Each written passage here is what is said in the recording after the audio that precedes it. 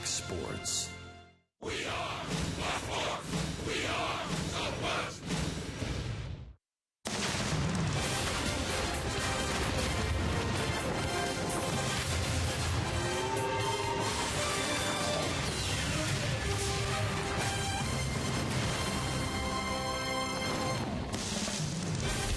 Texas Rangers baseball is presented by AT&T Uverse TV.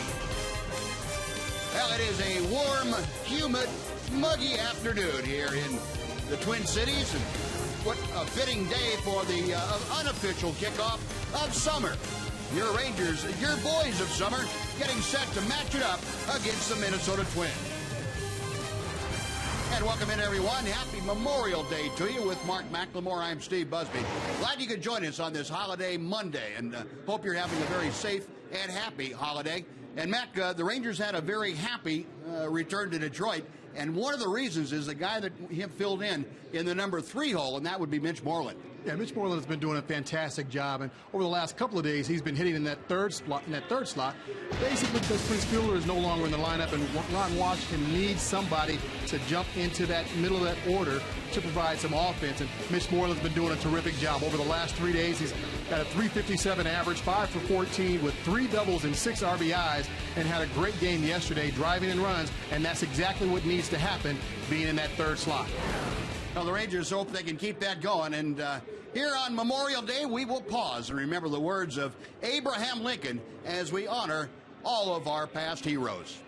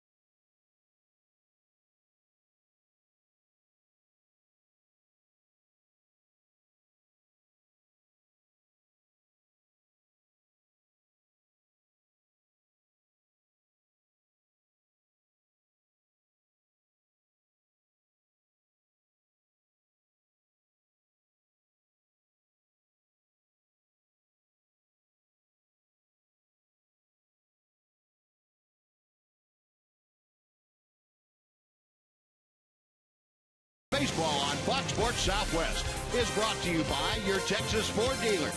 Take the EcoBoost Challenge to see why Ford is the best in Texas. By AT&T UVerse TV. Check availability at 1-800-PIC-ATT. Rethink possible. By the all-new Mazda 3 with seamless connectivity. And by Southwest Airlines. Find Southwest Airlines fares online only at southwest.com. Now getting set to get things underway on this holiday Monday. We'll come back to Target Field and get the lineups and the first pitch right after this on Fox Sports Southwest.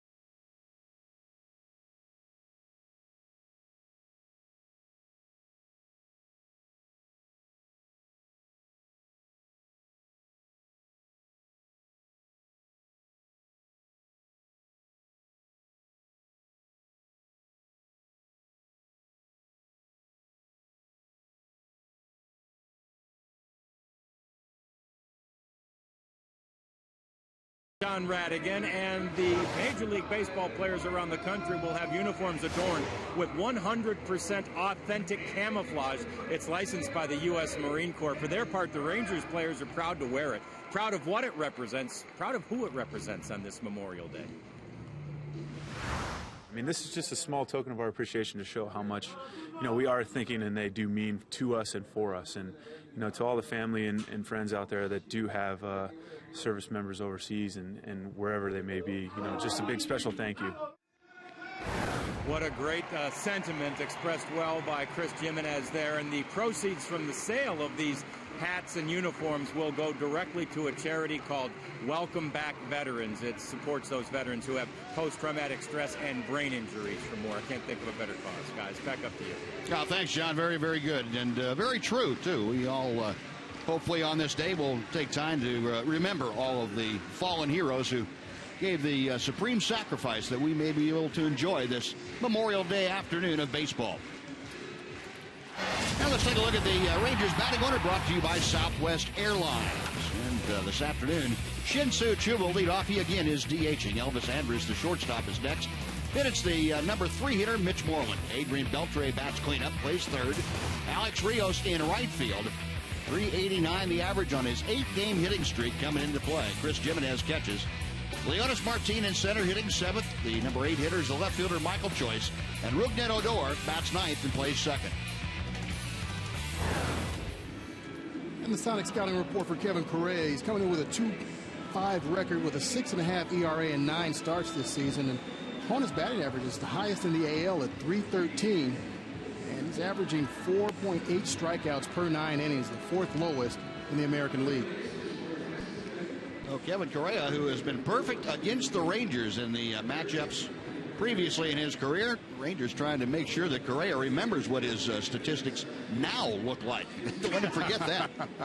Forget about that 3-0 mark he has against the Rangers. Twins defense here this afternoon looks like this. Josh Willingham just off the DL back in left field. Aaron Hicks in center, and Oswaldo Arcia is in right field, also back to the Major League Club. Mauer at first, Dozier and Escobar up the middle. Trevor Plouffe at third. Kurt Suzuki behind the plate. And the 33-year-old right-hander, Kevin Correa, on the mound. So underway on this Memorial Monday afternoon from the Twin Cities, and a fastball is in for strike one to Shin-Soo Choo. Ron Washington saying he's going to give Choo another partial day off, so that ankle is a little problematic from time to time, but trying to give him as much time at DH as he can so he's not out of the lineup completely, but he's off the field. Hits this one well to left field. Willingham backing up, still going back. And right at the wall makes the catch as Choo gave it a ride about 370 feet from home plate. The ball carrying pretty well. Looks like there might be a breeze blowing from the right field corner to the left field corner, out of the south-southwest, we understand. An 82-degree afternoon as you see the pennants above the stands out there in left field pointed out. So one long fly ball, one away, and now Elvis Andrus will step up. Elvis brings a .251 average into play here this afternoon. He is 1 for 6 career-wise against Correa. And he lines one to right field. Coming on is Arcia. And the right fielder makes the catch. Elvis hitting that ball right on the button, but he'll have to make a right turn at first and head back to the Ranger dugout. I like what I'm seeing so far, Buzz. They're coming out, being aggressive with the bats, just like they were in Detroit. The ball that Choo hit, it carried out there a lot. So if they can use the elements today, that'd be great. But Elvis taking the ball the other way, lining it to right field. They're being aggressive early.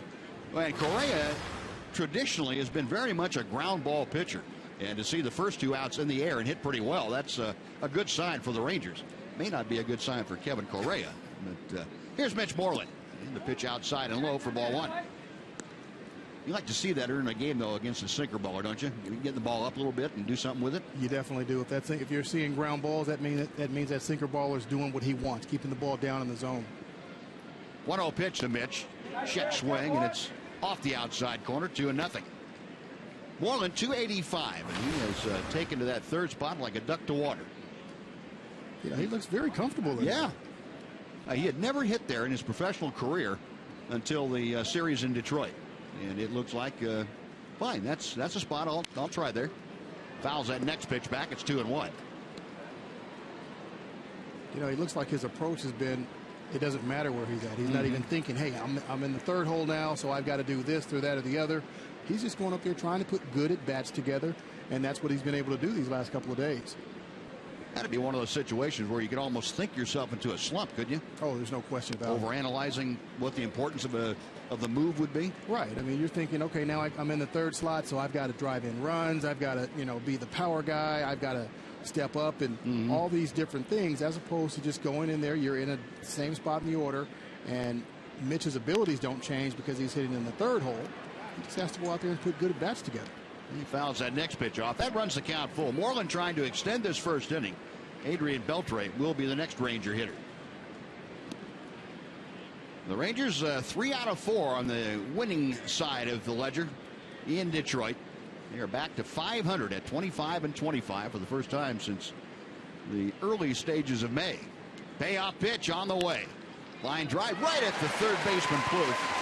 And that'll do it. Well, the Rangers hit 3 rockets and have nothing to show for it. Down in order after a half inning of play. Rangers nothing. Twins coming up on Fox Sports Southwest.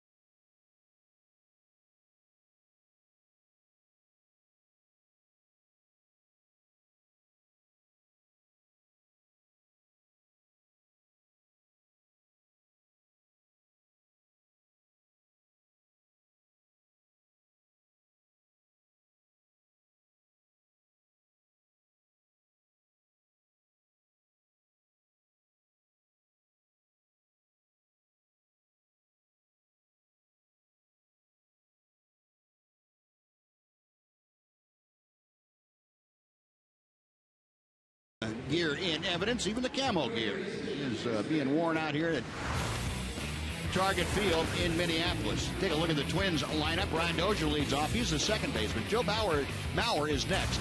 Trevor Plouffe bats third and plays third. Oswaldo Arcia is in right field. Josh Willingham in left. The DH is Jason Kubel. Kurt Suzuki bats seventh and catches. Aaron Hicks is in center. And Eduardo Escobar bats ninth and plays shortstop. The Sonic scouting report on Nick Tepesch. He's 1-0 with an ERA just over 3.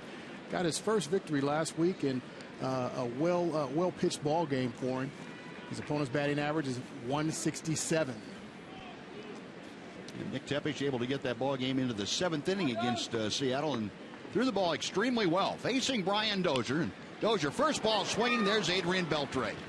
Up and firing, one pitch and one away. And got Adrian into the action very quickly. He's awake down there. Yeah, he is now. He is now for sure. Dozier gets his first pitch from Tepesch and drills it right there at the Gold Glover, who's playing in. So that's really a very reactionary play right there. Had no time to do anything other than react. Adrian very nonchalant about it. Yeah, that's no problem. Might have had his heart in his throat just for a second, but that's okay. Here's Joe Mauer, a 285 hitter. He takes a strike. Mauer, a couple of home runs, 14 driven in. And Mauer, since moving into this facility here in Minneapolis, into Target Field, has seen his home run production just plummet. He had 28 the year before the Twins moved here in 2010, and he hasn't hit more than 14 since. 15, I guess, is the high. It has been tough for him. Normally a very difficult part to hit the ball out in from left center field to deepest right center field. And Mauer, of course, uses the middle of the field as well as anybody. An outstanding hitter, but especially in the evenings, from the bullpen out there in left center all the way around to the middle of the scoreboard in right center field. Just Death Valley. Not as deep statistically or number-wise as Detroit, but it plays every bit as big. It really does. If you look at that scoreboard out there in right center field, to hit that ball out of the ballpark, just to the right of center field, it says 403. Well, you got to hit it a lot farther than that because you got to get it up over that big wall. That's right. So this is definitely a pitcher's ballpark.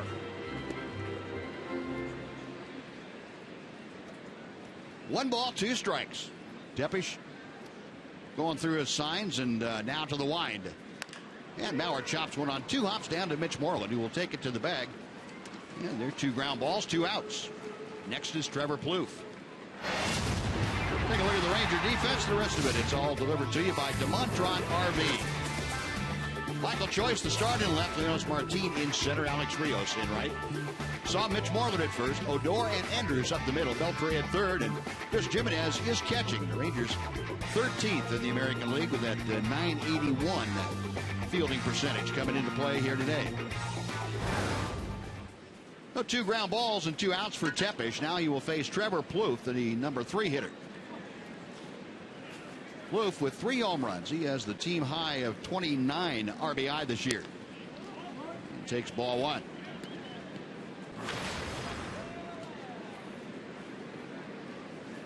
Twins made the 2 adjustments to their order into their 25-man roster today. Prior to the game, Josh Willingham, the starting left fielder, activated off the disabled list. He'd been on the DL with a fractured left wrist. There he is on the left over there. And Oswaldo Arcia, man on the right side of your picture, called back up from AAA Rochester. Late swing and a miss. It's a ball and 2 strikes. Well, in the early going again, Nick Tepesch looking very good throwing the baseball. I'm not sure at any time last year did we see Tepesch with the combination of pitches, fastball, slider that he has right now. No, I don't recall that either. He's being very, very aggressive going in that strike zone. You like to see that, especially from a big guy out there on the mound that throws, in the low 90s. You want to see him be aggressive and go hard inside, especially on the inside part of the plate. Now the 2-2 pitch. Just off the outer edge. Plouffe able to check his swing, and the count has gone full.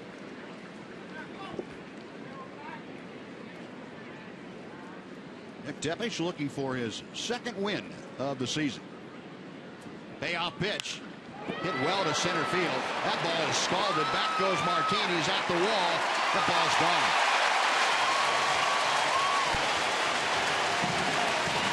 Trevor Bluth with his 4th home run of the year gets the Twins on the board first.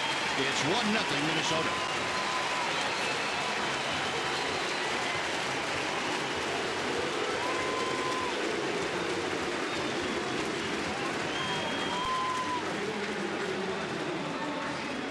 Tempest challenged Plouffe on a 3-2 pitch and gave him a fastball. Missed his spot. A breaking ball, actually, and it just broke out over the middle of the plate and stayed out there just a little bit too much. And Plouffe put a good swing on it and drove it straight away center field. That's a pretty good bolt out there, and he got it up on that hill and just in front of the batter's eye. Now Oswaldo Arcia hits a towering fly ball to right center field. Over Rios, and it falls between Rios and Martin going to third, and the throw is not in time.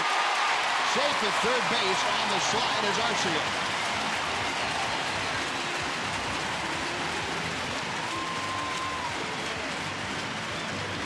A very playable ball hit high enough to, even if you lose it, you still have time to regain it. And Leonis Martin just gave up on the ball, and Alex Rios then couldn't get over there in time. You know, in that situation, somebody's got to say something. If Martin loses it, he's got to let Rios know that he doesn't see it. Right here, Martin looks like he's under it, and now all of a sudden just pulls away and looks at Rios.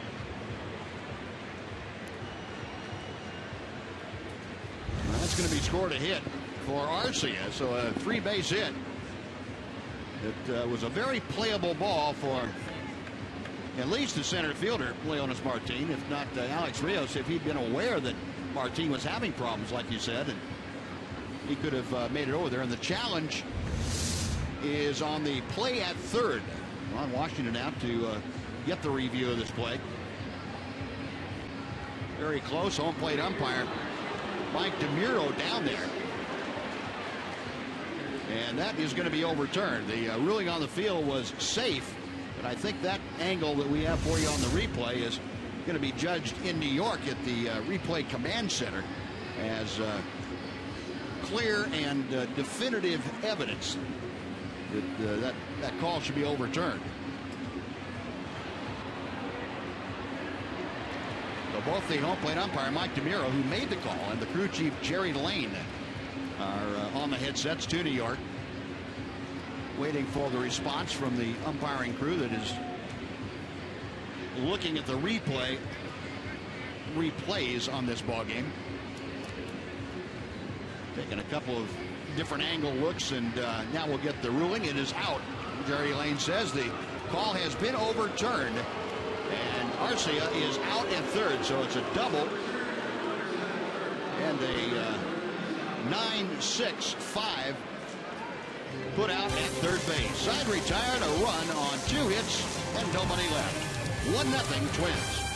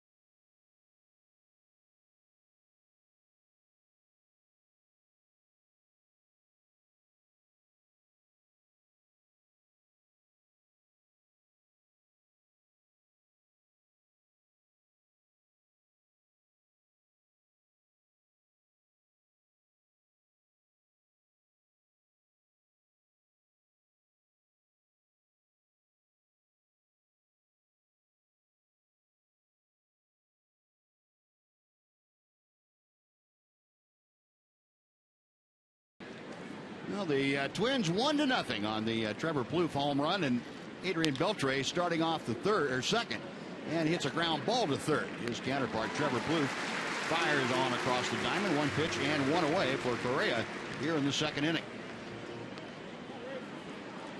Well, fans, today we honor those who made the ultimate sacrifice protecting our freedoms, and through the Faces of Freedom program presented by Southwest Airlines, retired and active members of the military are honored during a game each month.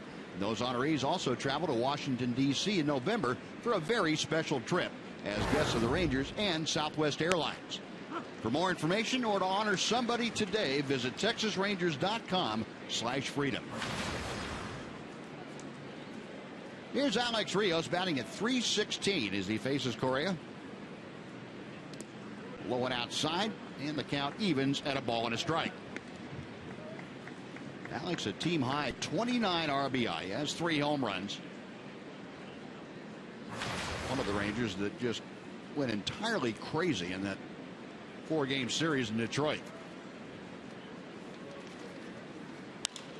Up the middle, and he's still swinging that magic wand.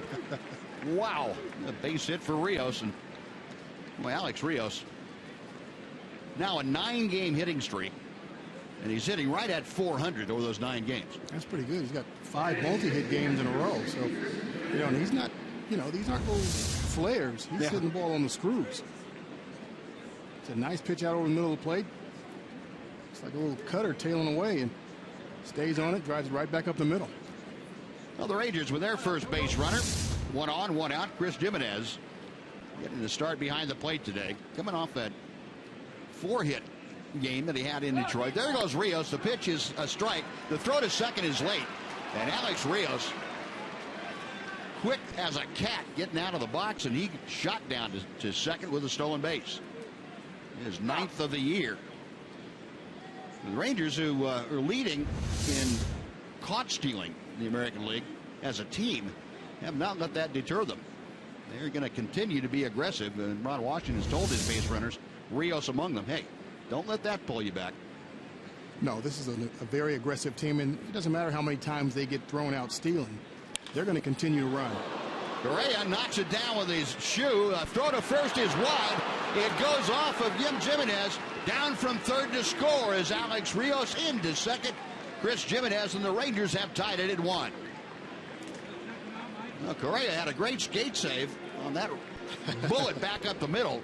I think it got the bottom of his cleat. It didn't look like it got an ankle. That Ron Gardner and the trainers are going to go out and take a look at Jimenez, at Correa. But Jimenez just smoking that ball right back through the box. Momentarily, he saved a run. If that ball goes through, Alex Rios is going to score easily from second base, but Correa was able to bounce back a little bit, go get it, but wasn't able to make the play at first base and threw it away. Wow. Can't tell where it got him there. I think it got him the same place that it got Jimenez when he threw it. Got him right in the back of that shoe, right at the heel of the shoe, maybe down at the bottom of the shoe. Then he fired a sinker over there and hit Jimenez. The Rangers catching a break. They're having that ball go down the right field line a little bit, and so able to tie it, and Jimenez in the process gets to second base. So it'll be a single for Chris Jimenez. No RBI, but he advances on the throwing error to Kevin Correa. Well, again, the Rangers with a runner in scoring position. Now Leonis Martin up there. Ball 1 is outside. Martin, .277, his batting average. Was the only starter yesterday. It didn't have a hit. The Rangers 17-hit attack. Check swing, and the pitch is high, 2-0. Well, Leonis multiple hits in 2 of the 4 games in Detroit. Rangers in that 4-game series as a team hit .363. Hit hard out toward second base. Dozier has it. Jimenez kind of got a misread on it, so he stays at second. I think he thought that ball was going to carry on a line out to Dozier, and he went back. So still at second with 2 outs now. Michael Choice coming up. We'll take a look at the Ford leaderboard as Choice makes his way to the plate. Road averages in Major League Baseball this season. The Rangers right at the top at 286, 6 points better than the Baltimore Orioles. And the Orioles are 13 points better than the third place Detroit Tigers. And there's almost a 20-point gap from first to third. Pitch is a little bit high to Michael Choice. Choice hitting 196. He does have 18 RBI, however. It has been a very productive and very hard 196 with 3 home runs. Michael trying to make adjustments on the fly. He has gotten some extra playing time lately with Shin-Soo Choo being unable to play in the outfield on a daily basis. 2-0 pitch. Now 2-1. Michael 3 for 14 in the series against the Tigers, but he drove in 4 runs. Had hits in 3 of the 4 of those games. Our steel pitch tracker showing you the last pitch right at the top of the strike zone. Going outside, 3 balls and a strike. Michael's been doing a good job with runners in scoring position, driving in some big runs, and for a guy that really hasn't played every day, having 18 RBIs, that's a pretty good, some pretty good production. He's got Jimenez at second here. The 3-1 pitch hit to right field, and that sends Arcia back to the wall. It's carrying, it's off the wall. Jimenez will score. Michael Choice not stopping at second. Now he is. He put the brakes on. Thought better of it as Arcia got to the ball, and Michael Choice an opposite field double for the RBI, and he gives the Rangers a 2-1 lead. You forget how strong Michael Choice is going the other way. He's a big, strong kid. You know, he's starting to make those adjustments now. Earlier, when he was slumping a little bit, he was trying to roll this pitch over, gets a fastball up and away, and he goes with it instead of trying to yank it. And that's right there at the top of the strike zone, maybe a little bit off the plate, but stays with it, drives it off the right field wall to drive in a big 2-out run. This is how he's been picking up all these RBIs. He's gotten a lot of 2-out RBIs and just some clutch hitting, actually. Well, the Rangers come back to take the lead here in the second inning. And the first pitch to Rougned Odor is very high for ball 1. Odor hitting in an even 300. A home run, 7 driven in. Rougned a 3-game hitting streak. 583, and all those hits came in that Detroit series. Little tapper down the first baseline, rolls off into foul territory, and we'll come back and try it at a ball and a strike. Odor went 7 for 12 with a double. You remember those 2 triples that in the game on Saturday. 2 triples, 5 RBI that day. A 4-hit game for Odor. Here are the specifics.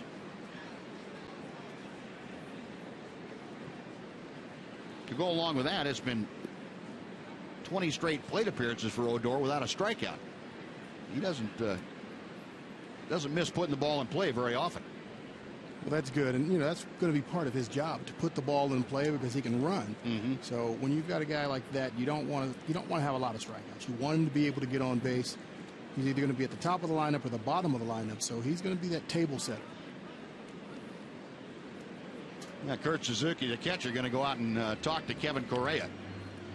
Correa's given up a pair of singles and a double in this inning. Hurt himself with a throwing error that cost him an unearned run at this point. Matter of fact, cost him 2 unearned runs.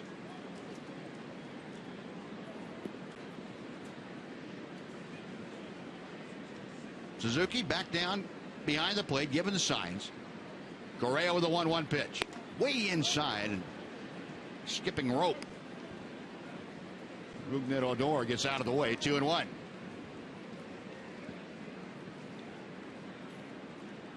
Odor battled a little soreness in that right wrist for a couple of days, kept him out of action 2 games.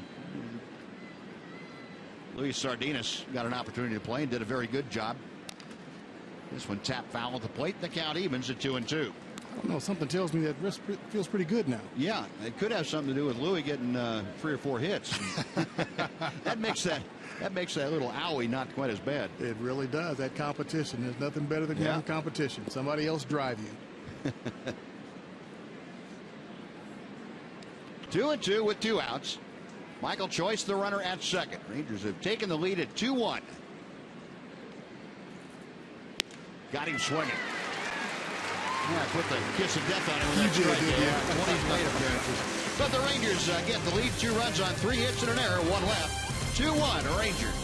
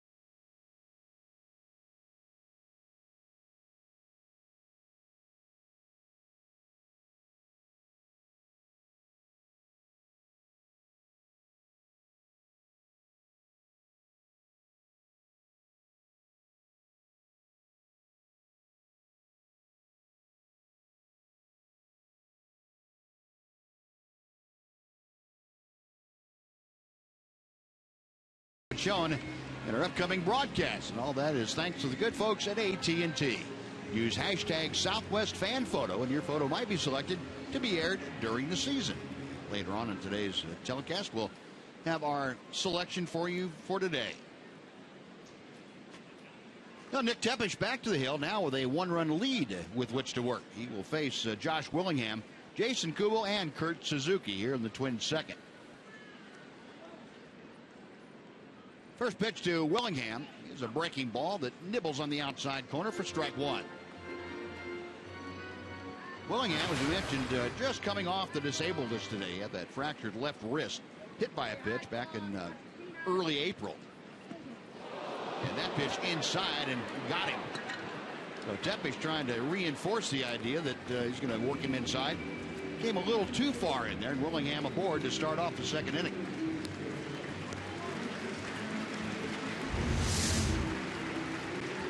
Tepesch trying to work that inside part of the plate. Gets it in just a little bit too far. And gets Willingham in the side there. You know, sometimes that's going to happen when you're trying to establish that inside part of the plate with your fastball.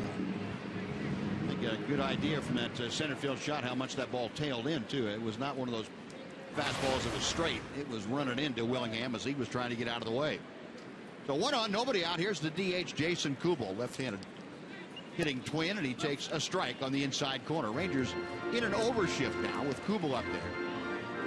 We have Andrus and Odor trying to cut down the holes on that right side, and Adrian Beltre, the only player on the left side of that Ranger infield. Kubel, a .248 hitter, a home run, 13 driven in. Tried to go up and get one and didn't make contact. No balls, 2 strikes. Kubel struggling of late, 0 for his last 11. He was 0 for the road trip. The Twins just came back from the West Coast. They had won 2 in a short series in San Diego and then were swept by the Giants, losing 3 straight in San Francisco. Check swing, and the pitch is high. 1 ball and 2 strikes.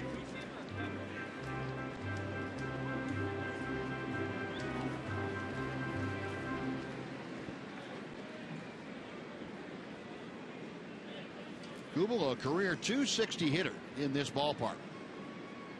As Willingham at first, and a little toss over there just to remind Josh Willingham that Nick Tepesch hadn't forgotten about him.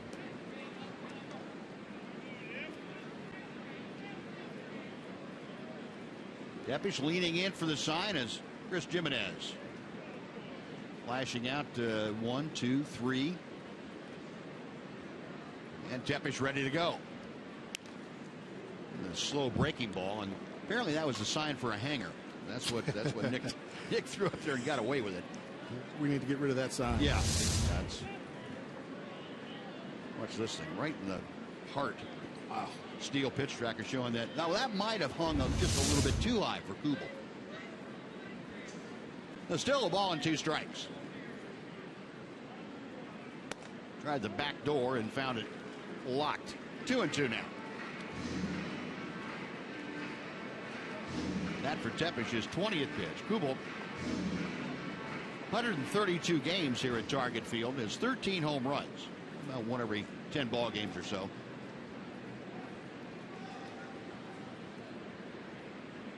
Tepesch a long look in. Now he checks Willingham over his left shoulder.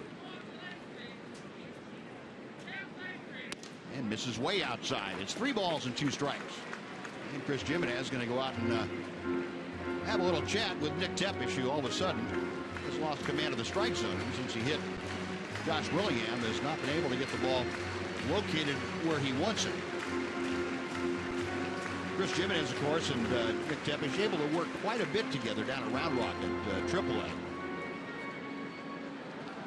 This is just the 3rd start for Tepesch after being recalled, and Jimenez recalled last week also. Willingham a modest lead, and Tepesch will make sure that he doesn't have a walking lead if he is going to run on the 3-2 pitch. Kubel hitting the 6th. He'll be followed by the catcher, Kurt Suzuki.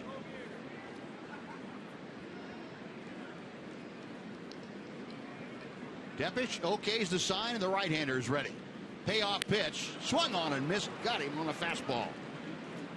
It went up a little bit again, and Kubel not able to catch up. That is 1 big out. Tepesch with his first punch out.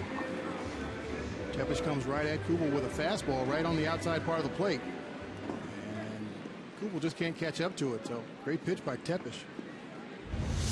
If you ever heard about the left-handers liking the ball down and preferably in the inner part of the plate, you look at a swing like Kubel just had there and you understand why. Exactly. Get that ball down a little bit, down about 8 or 10 inches more, and that is right in a left-hander's wheelhouse. Here's Kurt Suzuki off to a great start with the Twins. First ball swinging, skies to right field, long run over for Rios right at the wall. And it is out of Rios's reach. A long strike for Suzuki.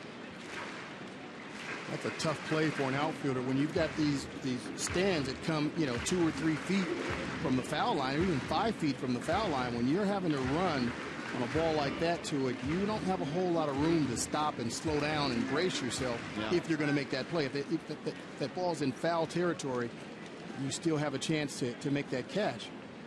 You have to be very, very careful, because once you make that catch, there's a big giant wall there. It's got a little padding on it. Doesn't mean that it's soft, though. You say that padding doesn't impress your body too much, does it? No, and especially especially if you've got a guy like Rios who can fly. Yeah. You got to look at how fast you're going, and when you have how much time you have to slow your body down before you absorb that impact. 1 ball, 1 strike to count. Kurt Suzuki, the veteran catcher up there, formerly with Oakland the majority of his career. Base hit to right field. Pitch up and away, and he can do that as well as anybody. Willingham around second, motoring to third. He's in with a slide. And the Twins now with runners at the corners and 1 out for Aaron Hicks. Now, it's not a bad idea to get the pitch up to a guy like Kubel on a fastball, but Suzuki feasts on that high fastball. He likes that. You've got to stay down and away from him or jam him in and hopefully hit it on his hands. But you don't want to get it out where he can extend those hands.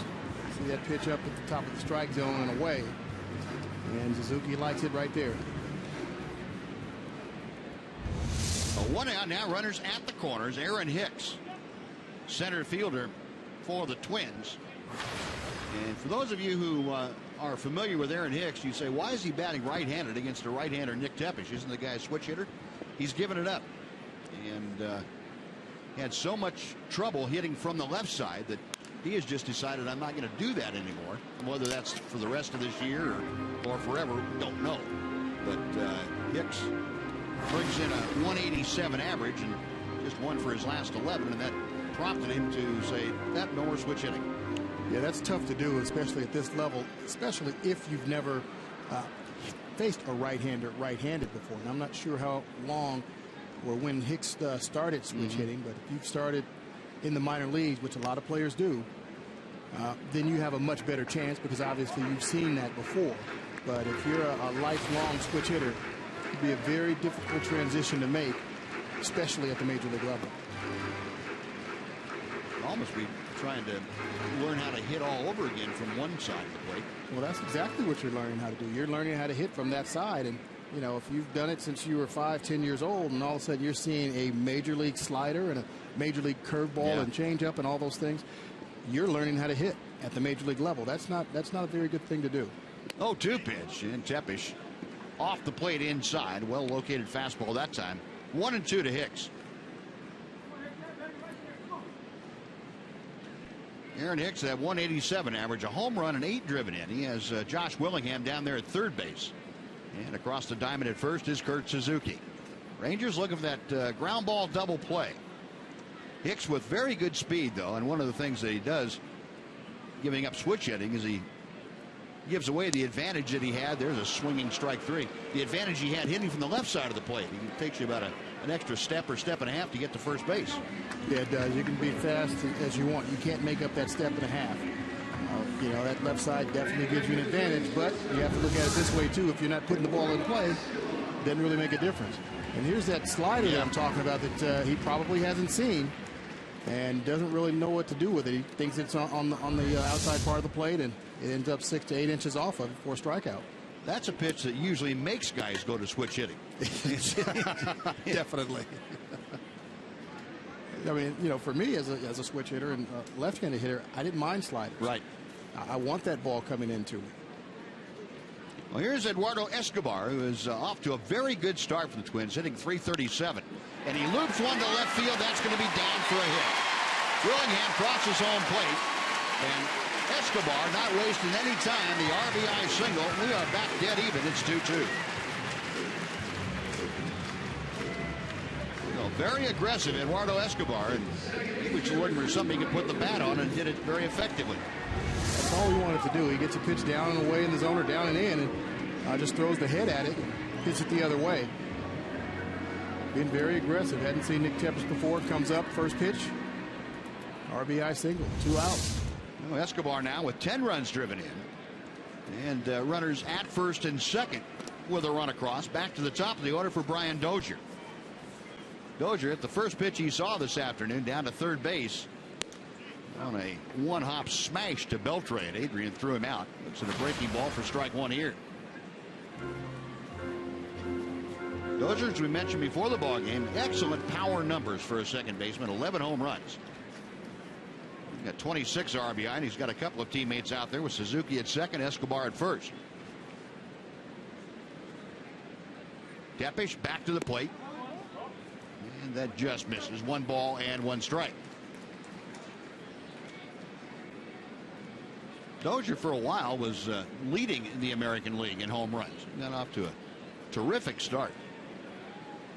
This year in 23 games at Target Field, he has hit 8 home runs in his own ballpark. So much for it being a pitcher's ballpark. Yeah. Now, left-handers, or I should say right-handers here, if he can pull the ball seems to carry pretty well to left field. But, boy, anything up the middle of the diamond, that's normally, especially evening, Death Valley, pitch out of play to the right, and it's 1 ball and 2 strikes. Well, how about if we give you 3 things you really need to know about Brian Dozier? 29 home runs in the last 2 seasons. That's the most among Major League second basemen. Twins record 25 runs scored in April How about a .355 average at the University of Southern Mississippi? 1-2 pitch, and he popped him up. Beltre and Andrews, and it'll be Beltre in front of Andrews to make the catch, and that'll do it. The Twins tie it with a run on a couple of hits, and they strand two. We're going to the third. Rangers 2, Twins 2 on Fox Sports Southwest.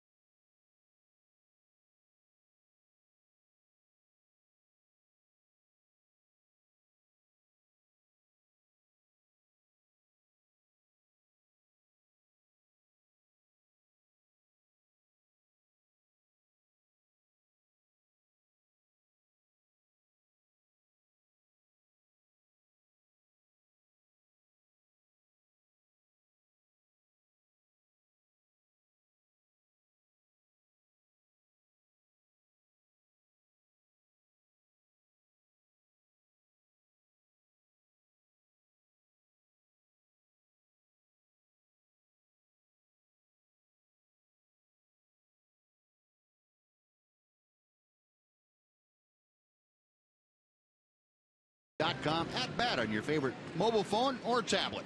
You can get live look-ins, instant replay, scores, stats, audio, a free MLB.TV game of the day, and a whole lot more.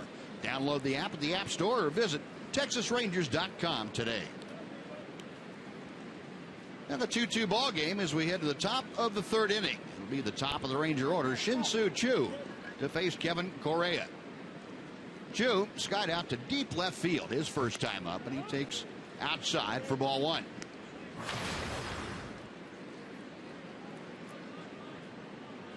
Choo still leading the American League in on-base percentage, .441 coming into play here today. Correa's 1-0 pitch. Pulled on the ground to first. Mauer will take it to the bag. That is out number one. Now, before Elvis comes up, let's take time for a Mazda game break with Dana Larson. Dana?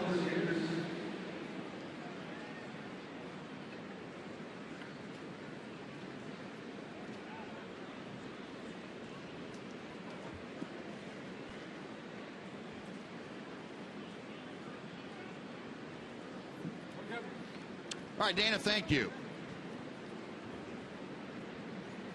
Red Sox scuffling for 11 straight ball games now.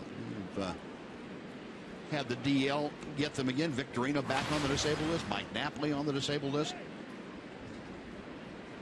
You know, it's tough when you have injuries like that to your starting nine. You know, your guys that are going out there every day, your run producers. It's tough to replace those guys, no matter who you've got in the minor leagues or who you have on the bench. Yeah, they're your starters for a reason, because they're the best you have. 1 ball and 1 strike to Andrus. Elvis line to right his first time up there. Takes inside. 2 balls and a strike.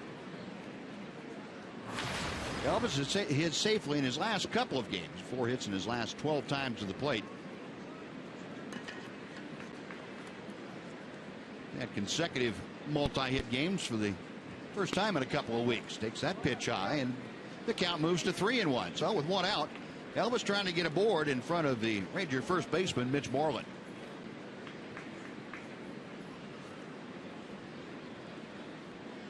Correa about ready to throw his 35th pitch of the afternoon. And Ellis pulls it on the ground to third. Plouffe snagging it off his left shoe top. 2 away.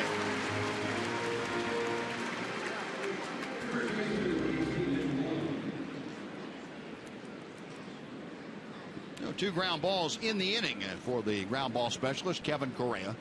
Mitch Moreland coming up. Moreland lined out to the third baseman, Plouffe, in the first inning.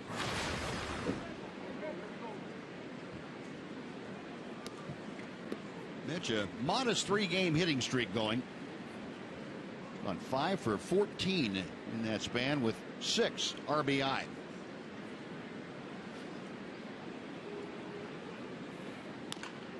Pulls the first pitch foul, chopped down the first base side, just past the Twins dugout. 0-1.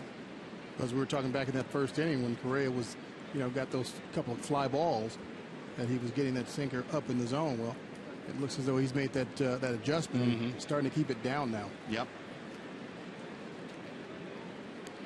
0-1 pitch to Moreland. He had a pitch up there to work with, but fouled it back. 0-2. I think Mitch would like to have a do-over on that one.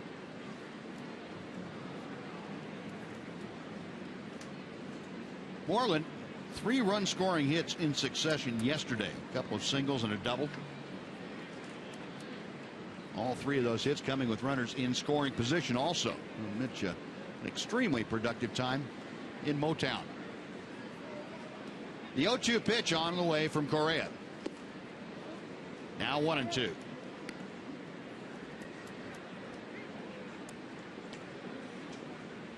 Moreland against the Twins has had very good success in his career. He came in hitting at .298 against the Twins. That was his 3rd highest average for any of the opponents that he's faced. The 1-2. Now 2-2. Moreland has a .325 career batting average against the Red Sox and .324 against Toronto.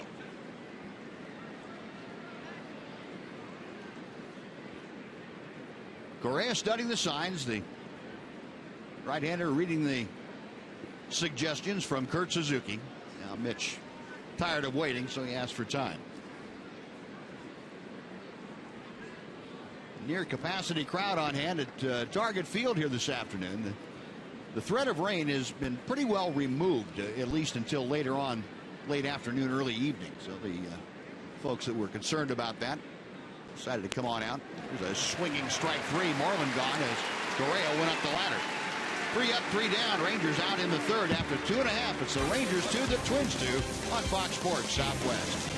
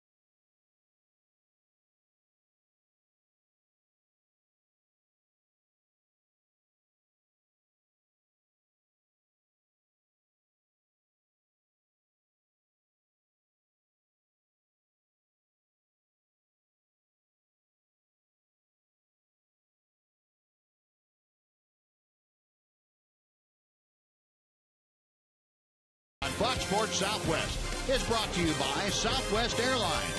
Find Southwest Airlines fares online only at southwest.com. Twins and Rangers knotted at 2 as we head to the bottom of the third inning. It'll be Joe Mauer, Trevor Plouffe, and Oswaldo Arcia to face Nick Tepesch. Tepesch has allowed 2 runs on 4 hits. 1 hit batter through the first couple of innings. Joe Mauer leading it off. Mauer grounded to first in the first. Mauer, the longtime all-star catcher, starting his first full year as a first baseman, takes a breaking ball in for strike 1. Mauer, a 5-game hitting streak coming into play today. Over that 5-game streak, Mauer's hit an even 300. He gets fisted here, rolls one out to Odor. 1 gone. Pretty good pitch by Nick Tepesch. Got it right in on Mauer's fist. Folks, we remind you to join Southwest Airlines in celebrating the arrival of nonstop love. Go to southwest.com/RangersLove to enter to win a round-trip ticket, or 2, or 3. 1 out. Here's Trevor Plouffe, who bombed his 4th home run of the year to dead center field back in the first inning. 1-0.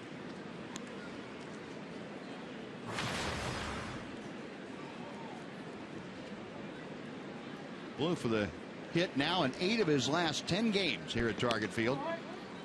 It's the next pitch high.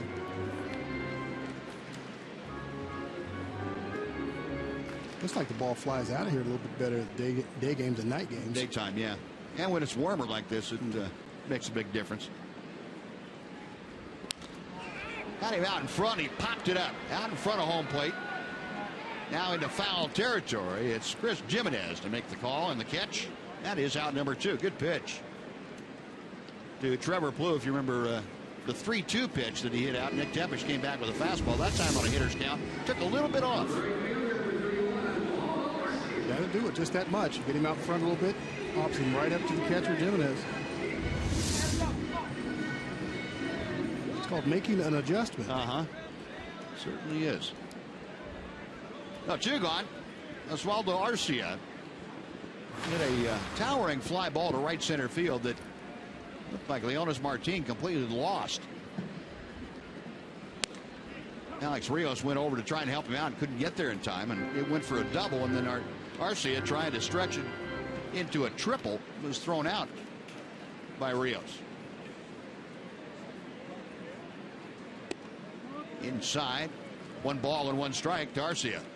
You know, you look at that play, and you see Rios get the ball into the cutoff man, and the cutoff man able to make that throw and finish that play. It's so important to be able, as an outfielder, to be able to hit that first cutoff man, because then you have a chance to throw that runner out wherever you're going to. A lot of times you'll see outfielders throw the ball over the cutoff man's head, or bounce it, or throw it to the second cutoff, and nothing happens. But Gary Pettis does a great job with these outfielders, and they do a great job taking pride in what they do out there. Looping drive moving to his left. Odor makes the grab, and that'll do it. So the first 1-2-3 inning for Nick Tepesch and the Rangers will go to the 4th here in the Twin Cities. 2-2 the score.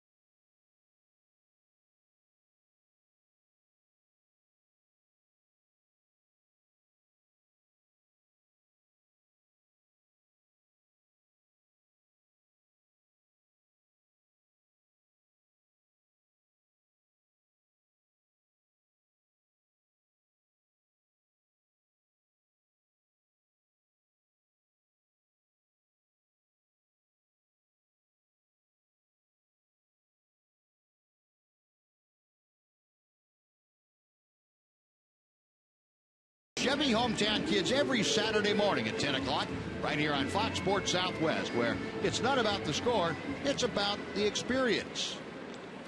Some Ranger fans having a great Memorial Day out here at Target Field. Having a good time watching their hometown team. The Texas Rangers take on the Minnesota Twins, the first of 4 here in the Twin Cities. A 2-2 game as Adrian Beltre starts off the Ranger fourth. The Beltre, Rios, and Jimenez to face Kevin Correa. And a strike at the bottom of the zone to Adrian Beltre. Beltre a ground ball to third his first time. Correa, after the RBI double by choice now, has retired the last 4 Rangers that he's faced.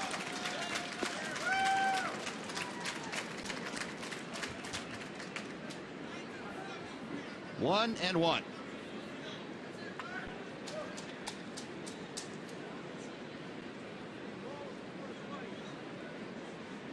Correa back to the plate. Beltran drive to left, but he hooked it. Well out in the crowd in left field, and Adrian kind of looking back down right after he hit that ball. It's doggone it. You know, wait just a little bit longer. Just a little bit. No, 1-2 now the count.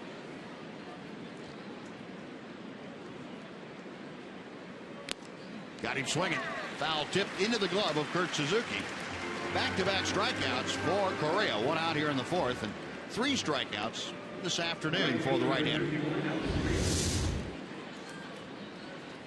Well, Correa goes away with it, and Beltre just missed it. Just fouled it off into Suzuki's glove, but he's right on it. Beltre's been swinging a hot bat, and to get him on that, it's a pretty good pitch by Correa. Here's Alex Rios, who singled and scored in the Rangers' second today. Takes high and tight for ball 1. All the damage the Rangers have done came in that second inning. Singles by Rios and Jimenez, a throwing error created the first run, and then Michael Joyce, a 2-out RBI double on the outside corner. It evens the count. It is a ball and a strike.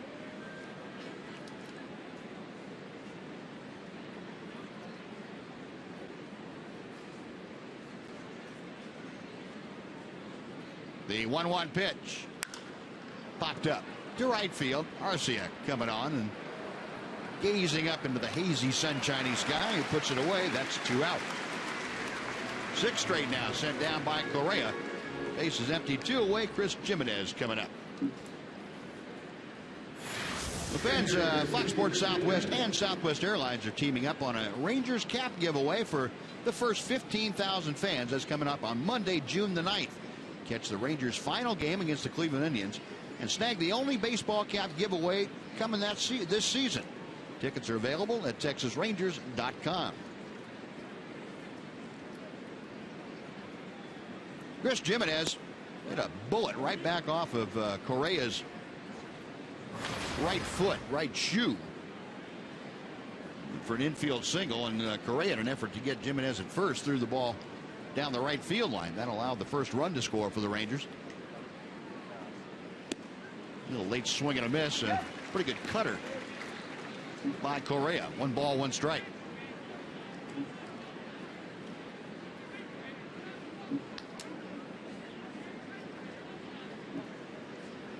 Jimenez, you remember, was on the Rangers opening day roster. Did not get into the game opening day and was designated for assignment the very next day.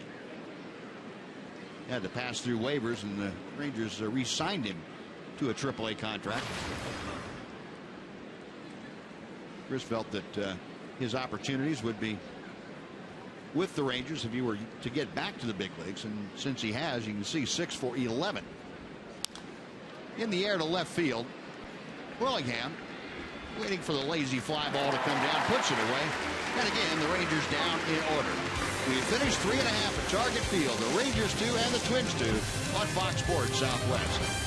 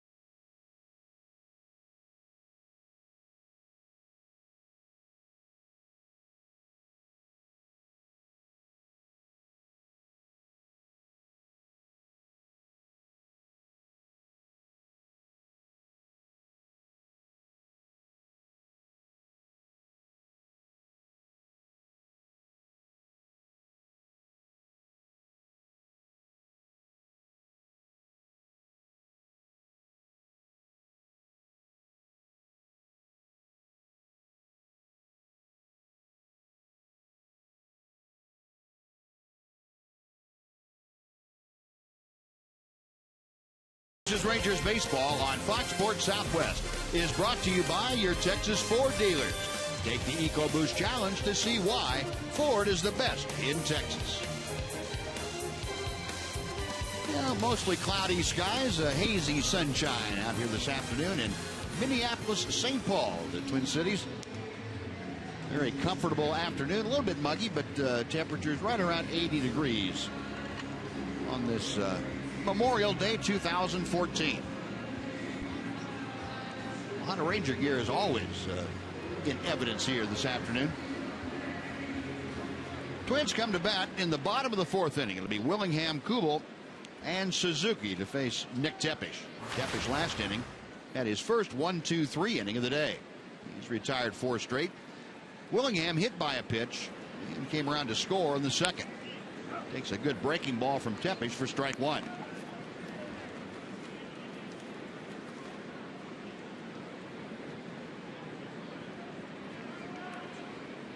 Tepesch winds, and the pitch to Willingham took something off it and got a swinging strike 2. Willingham, a 35-year-old, 29 home runs at Target Field. That's the second most since this park opened back in April of 2010. Pitch high and away.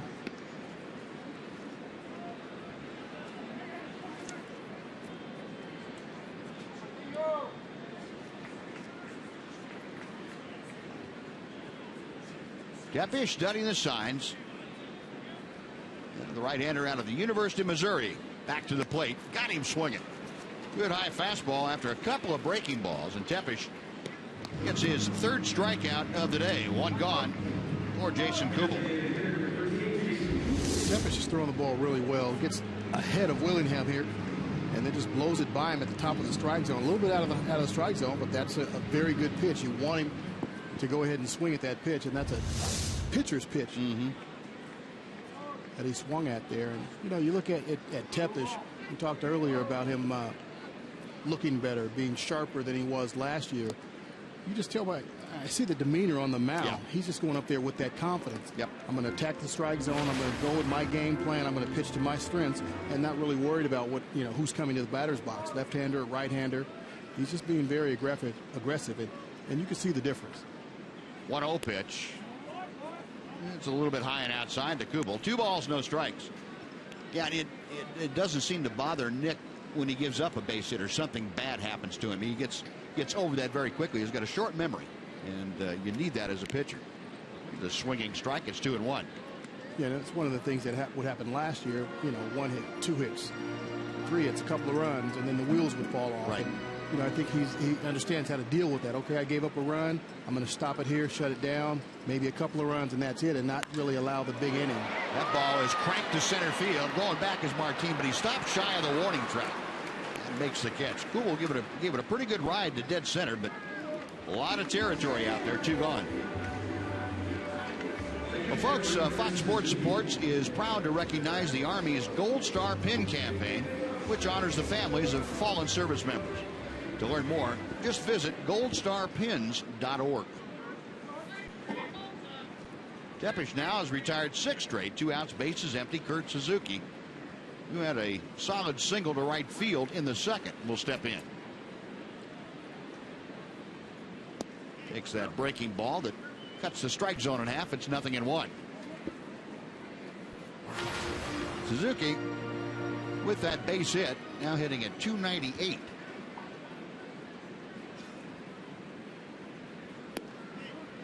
The breaking ball, he couldn't get Suzuki to offer at that. 1 ball and 1 strike. Suzuki having a lot of success, though, in the month of May here at home. He's hit .385 in 10 games this month at Target Field. Fouls it out of play, and the count moves to a ball and 2 strikes. Suzuki signed as a free agent in the offseason. Originally, as we mentioned with Oakland, he was the A's number 2 draft pick in 2004.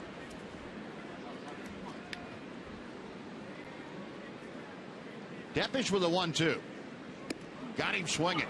Boy, he tied him up like a hostage on that pitch. Got him up and in, and a couple of strikeouts in the inning. 1, 2, 3, and gone are the Twins. On to the fifth. 2-2.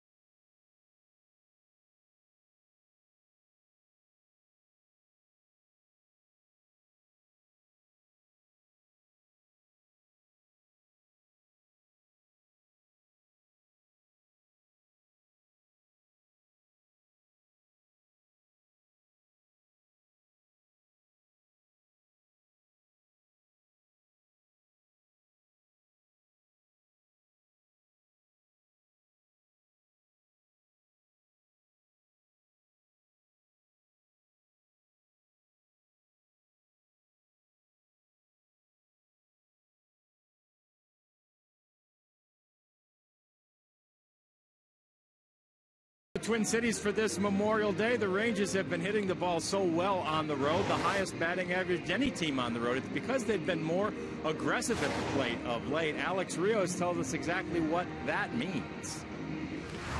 You know, sometimes you want to get the pitchers early during the game. You know, when they're not as loose as they are supposed to be, or some pitchers have different routines. They, like yesterday, Verlander. He goes. He doesn't bring his A game early in the game. You know, so we thought about being more aggressive against him early in the game, and it worked out. So that the aggressiveness that I'm talking about is just, you know, if you see a good pitch early in the count, just take a swing at it. Rangers did that early in this game too. Correa appears to have made the adjustment, but Mac, as you always tells me, now it's time for the Rangers to adjust to the adjustment. Guys, back up to you. That's all it is. It's just a game of adjustments. That the opposition makes an adjustment, you have to make one, and it just goes back and forth, and whoever makes the most and the best wins. Aaron Hicks coming on, diving and making the catch as he robs his counterpart, Leonis Martin, of a base hit. Took a little roundabout route, but Aaron Hicks with the speed to make up for a couple of missteps. Yeah, Hicks starts out going to his right and then figures out he's got to come in to get it. He comes a long way and makes a nice diving play on Leonis Martin. No, one out here in the Ranger fifth inning, and Michael Choice, who had an RBI double off the wall in right his first time, steps in and takes a strike at the knees. Michael Choice now with 19 runs driven in this year.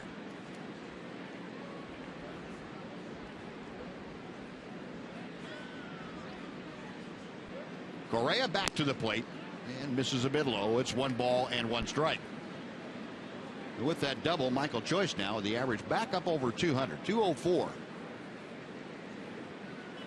Just over 100 at bats for Michael Choice, and you throw in 19 RBI in that span. That's pretty good production.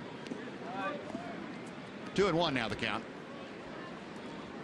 You know, in that 200 mark, that's a mental barrier for a lot of players, the Mendoza line. You know, when you're under it for a while, you're like, man, I just need to get over 200. And then once you get over 200, you start feeling a little bit better about yourself. Chopper to third, charging his Plouffe. Off balance throw, and he gets Michael by maybe half a step. 2 gone. Nice play by Plouffe. Now, Rougned Odor will be the next hitter, and we'd like to show you the upcoming schedule brought to you by Progressive. Rangers continue this monster road trip. The 11 games in 11 days, 4 here in Minnesota, including today.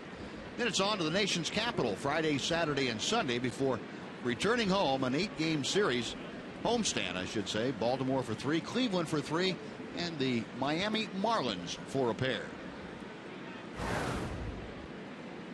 Rougned Odor, a strikeout to end the Rangers' second. It's that first fastball on the outside corner for strike one. Odor now at .293 with the average.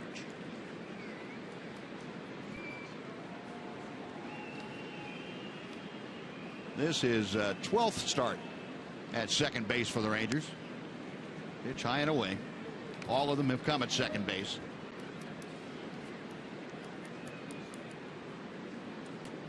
Let me go back to that game that he had at Comerica Park over the weekend. The 2 triples, the 4-hit game, the 5 RBI. And Ron Washington appreciated that as much as anybody. Pitch fouled away. Well, you talked about it a little bit yesterday, that being mentioned in the same breath with the likes of Rogers Hornsby and Al Kaline. That's pretty rarefied air up there where Rougned was. Al Kaline and Odor, the last player before Rougned to be under 21 and have 4 hits and 5 RBI in a game. Al did that back in 1955. Saw Kaline the other day. He still comes out to a lot of Tiger games. Yeah, to be mentioned with either one of those, that's incredible. You don't even think about it, but once it happens, it's very good company. Pulled on the ground through the right side, a base hit. That was a little, I better not swing, us too late now. Oh, good, I got a base hit. So that snaps a streak of 9 straight sent down. And let's take a look through the Wayback Machine, the AT&T U-verse rewind. Back to Saturday, that first one down the line, a triple. Then Porcello gave up the long drive to right center field that plated a couple more runs, and another triple for Rougned. Now he's on first here with 2 outs. Top of the order now to face Correa once again. Shin-Soo Choo takes high for ball 1. Odor's base hit, the 4th of the afternoon for the Rangers. So the hits are even at 4. The runs are even at 2. And Shin-Soo trying to untie this thing. Choo, a fly ball to left, a ground ball to first today. It's in at the knees. It's 1 ball and 1 strike.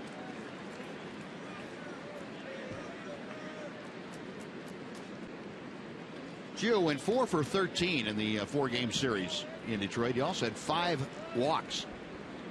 He continues that on-base percentage, as we mentioned. Second in the major leagues to Troy Tulowitzki coming into play today. First in the American League at 441.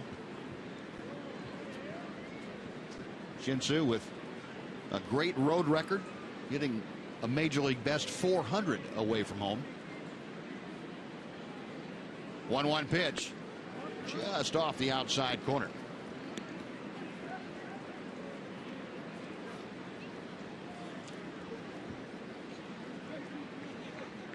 Choo, though, has been bothered, as we mentioned, by that ankle that he turned back in April, forcing him to miss 5 games right after it happened. Lines 1 to left. That's in for a base hit. Odor to second will stop there as Willingham gets the ball back in. So back-to-back 2-out singles. The Rangers have something going here in the 5th inning for Elvis Andrus. Choo with his first base hit of the day. Choo gets a tailing fastball, and that ball ends up about 4 or 5 inches off the outside corner. Choo stays with it, drives it into left field for another base hit. If you're not going to hit it hard, you might as well hit it to an empty place. And he did. That's the old take 2 and go to left. That's right. You know what? It seems like only the good hitters have balls that do that all the time, that fall into empty spaces. Bad hitters don't get that. Tell me about it. I know all about it. Here's Elvis 0 for 2. A line drive to right, a ground ball to third. Correa's first pitch is a little bit low. That sinker diving out of the strike zone. It's 1-0.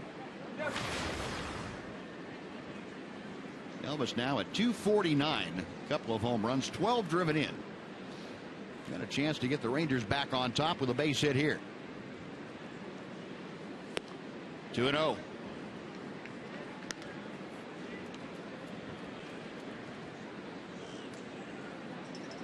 We heard Rios talking earlier about their approach lately and their approach against Verlander yesterday, but their approach basically team-wise is just to be aggressive at the plate.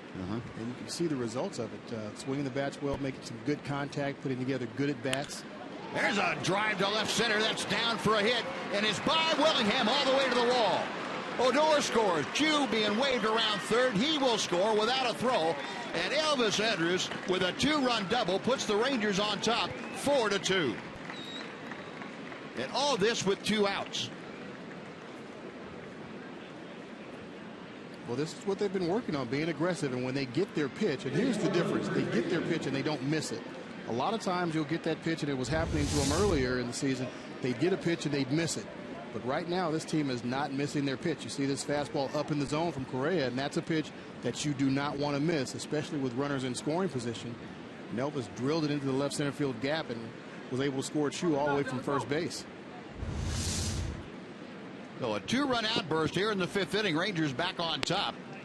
And Mitch Moreland takes a knee-high fastball for strike 1.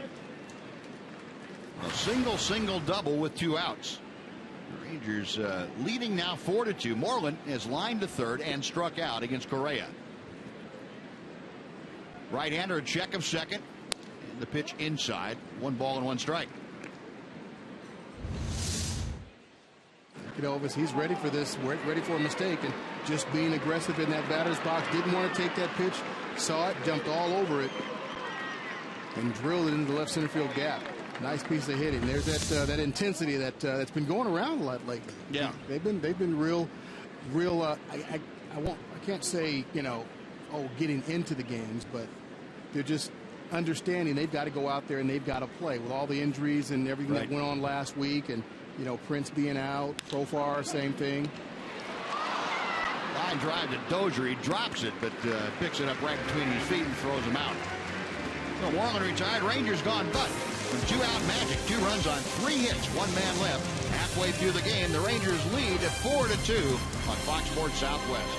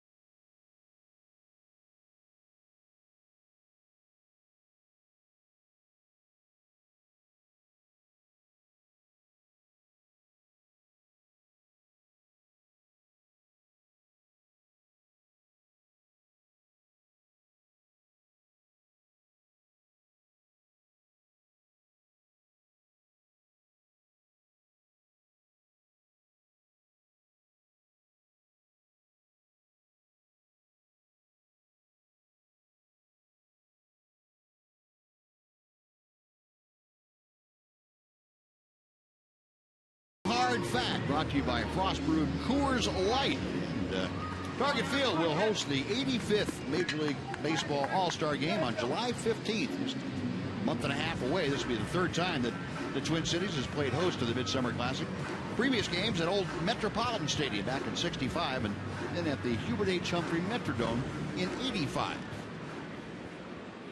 It'll be a big time, and a lot of folks involved in getting the Twin Cities ready, and all the organization that has to be done to host the Major League Midsummer Classic. Nick Tepesch back to the hill. Now he has a 4-2 lead to protect. And the first pitch to Aaron Hicks is a bit low for ball one. It'll be Hicks, Escobar, and Dozier here in the Twins' 5th inning. Tepesch has retired the last 7 that he has faced. Hicks went down swinging his first time, and he bangs this next pitch into center for a base hit. And Hicks got one that stayed out over the plate. He was able to drive it by Elvis into center. And a leadoff single. The Twins coming back here in the 5th. Tepesch left that pitch out over the plate.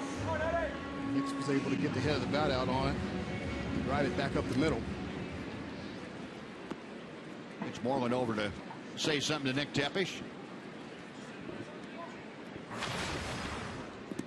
Eduardo Escobar stepping to the plate and singled in the first pitch he saw. He looped one to left field with runners at first and second.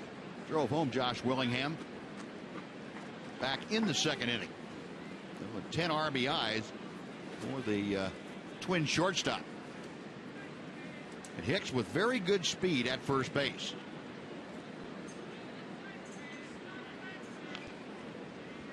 And Nick Tepesch immediately going to work on Hicks. Escobar now a 4-game hitting streak going. 25-year-old from Venezuela. Tepesch a high set. And misses high. 1 ball and no strikes.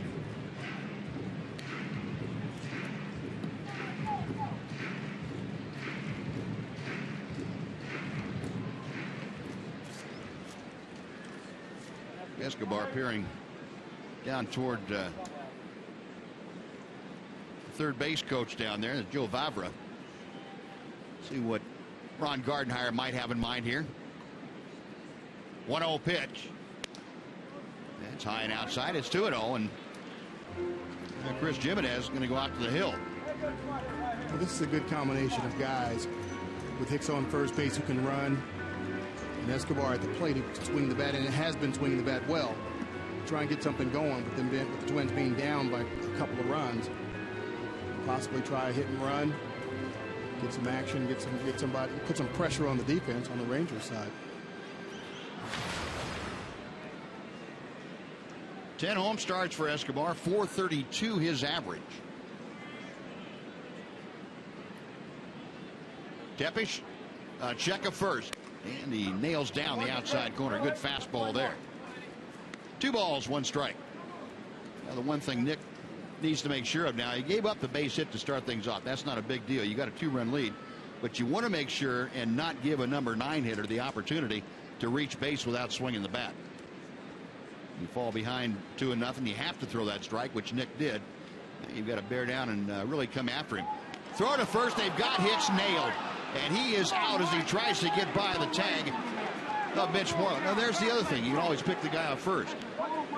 Had him just where he wanted him. Yeah, that was the design play right there. Set him up perfectly. Well, you talk about freezing somebody in their tracks.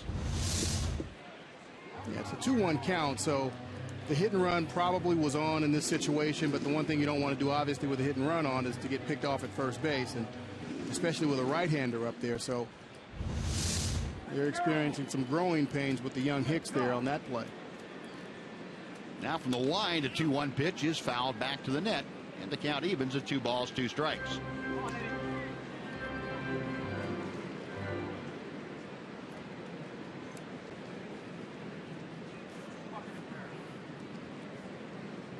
Tepesch to the wind.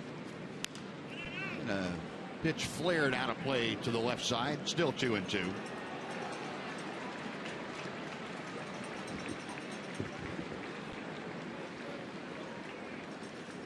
Twins one of a group of clubs within a couple of games either way of 500 in the American League. Fly ball to left. That's hit pretty well. Going back is Choice. Still going back. It's one hopping off the wall. And into second is Eduardo Escobar. Well, Escobar giving that a pretty good ride the other way, and he caught the Ranger outfield playing pretty shallow. did. And, you know, what you're really wanting to do in that situation is you want him to hit it over your head. You're saying, I'm going to take anything out over the shortstop or in front of me. I'm going to take that away from you, and if you can hit, you're going to have to hit it over my head. And unfortunately, Escobar did that.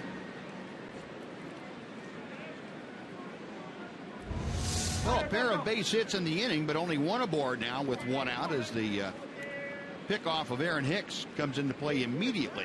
Now back to the top of the order for Brian Dozier. Dozier is grounded out and popped out. And takes a breaking ball from Tepesch that veers over the outside corner for strike one.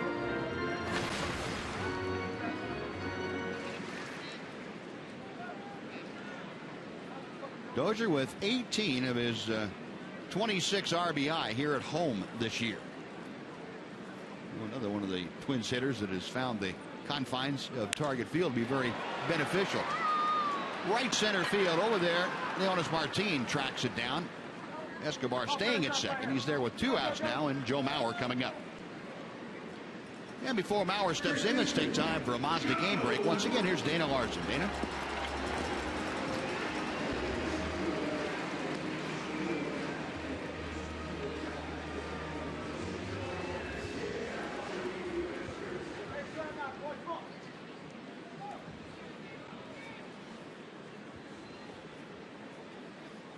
All right, Dana, thank you. Here it's the Rangers leading 4-2 over the Twins. We play in the bottom of the fifth inning. One on and two out. Joe Mauer has grounded out to the right side twice today. Tepesch has been able to get the ball in on Mauer pretty effectively, and he throws strike one with a breaking ball.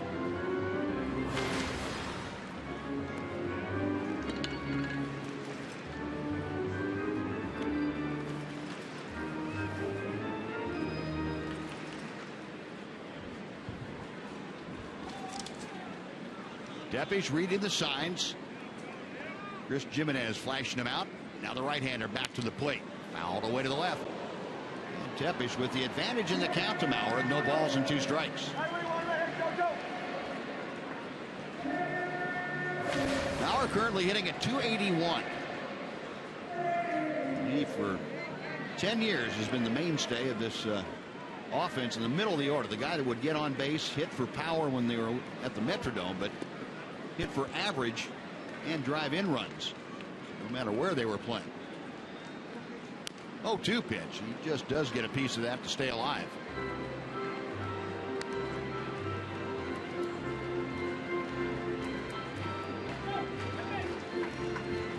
Nick Tepesch inning by inning for you. 21 pitches in the second, the most by far in any frame this afternoon.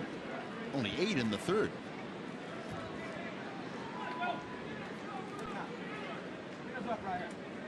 No balls, two strikes as Tepesch checks second base and misses high with a fastball.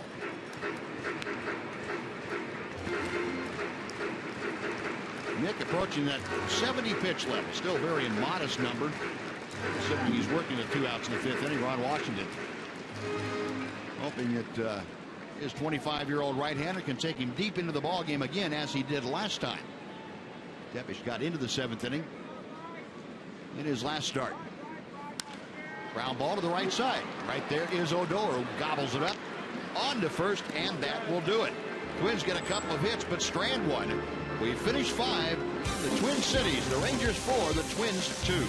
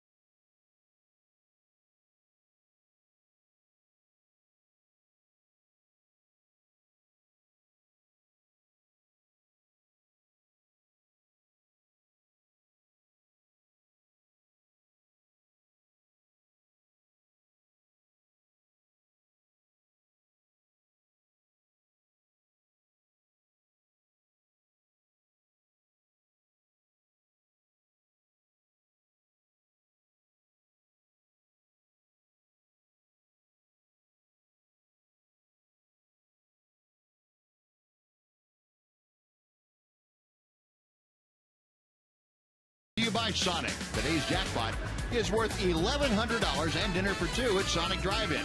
Today the Rangers are hitting for Helen Smith from Hearst. And if a Ranger hits a grand slam this inning, Helen Smith from Hearst will win $25,000. You can register at any participating Sonic restaurant. Middle of the Ranger order. Here to face Kevin Correa, 4-2. Rangers on top. Adrian Beltre to start things off, and the first pitch to him is ball one. Beltre smashed to third for an out. He struck out last time facing Correa. Correa had retired 9 straight before Rougned Odor had a 2-out single last inning. Beltre hits it out of play. That was followed by a Shin-Soo Choo single and then a 2-run double for Elvis Andrus to get the Rangers back on top and in charge of this game.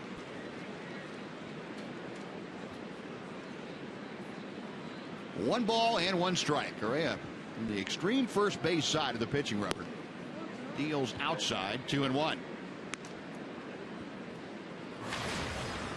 Rangers 4 runs on 6 hits. The Twins 2 runs on 6 hits.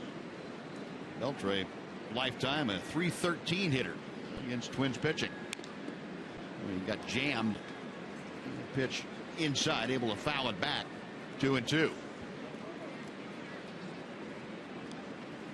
Beltre with a 7-game hitting streak coming into play here today. A .500 hitter over those 7 games.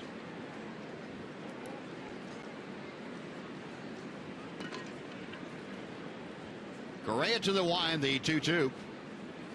Got him swinging. Second time that Correa has gotten Beltre, and now the Twins right-hander has 4 strikeouts. 1 out for Alex Rios.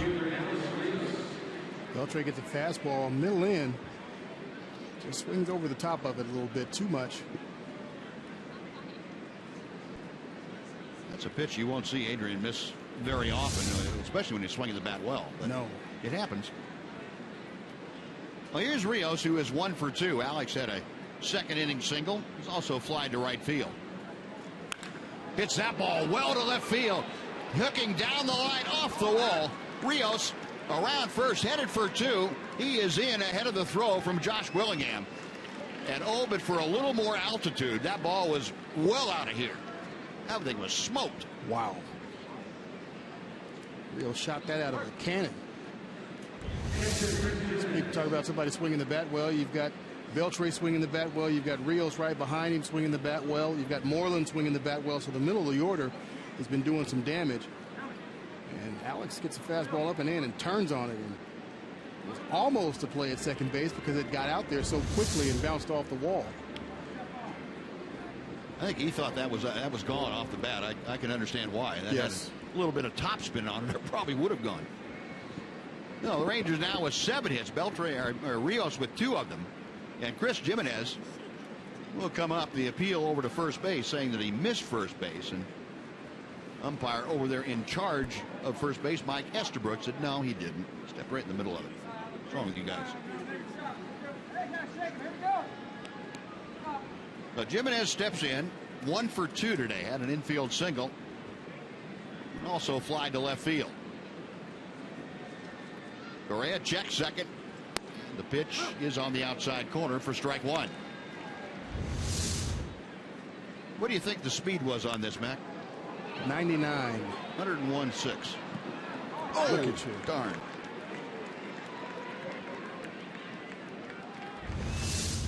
That thing had topspin on it, too. Wow. Jimenez fouls a straight back, finds himself now down in the count. And no balls and 2 strikes. So Jimenez hitting at an even .400. He has done a great job teaming with Robinson Chirinos. Originally, the Rangers got him on a waiver claim right at the end of spring training from Oakland.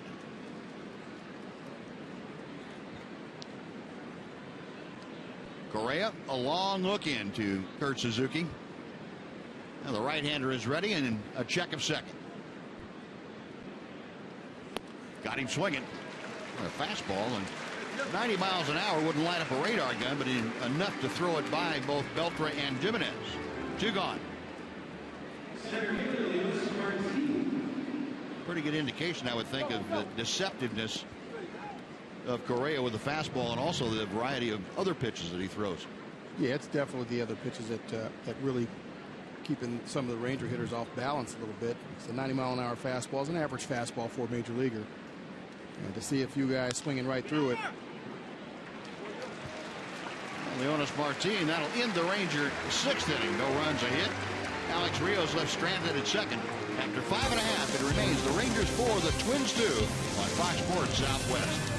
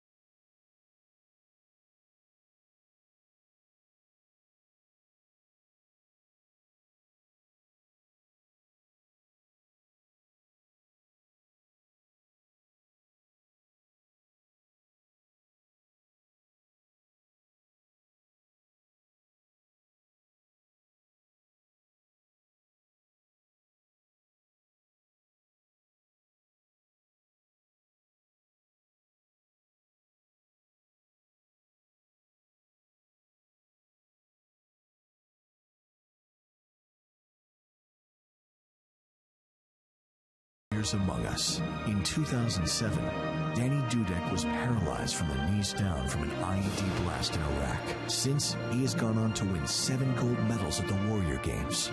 Also, Danny has completed half marathons and sprint triathlons. Danny continues to remain active, serving in the Army's Warrior Transition Command Unit. Fox Sports and USAA honor Lieutenant Colonel Danny Dudek. Back at Target Field in Minneapolis, St. Paul. Our best wishes to all of you for a very happy and meaningful Memorial Day of 2014. Nice crowd on hand here this afternoon. Very close to capacity crowd. We are seeing a very well-played ball game. The Rangers leading 4-2. They have out-hit the Twins by 1, 7-6. Trevor Plouffe will start things off against Nick Tepesch, who is out to start the 6th inning. Plouffe, a solo home run in the 1st inning. Last time up, popped out in foul territory to the catcher, Chris Jimenez. Nick Tepesch about ready to throw his 70th pitch of the afternoon.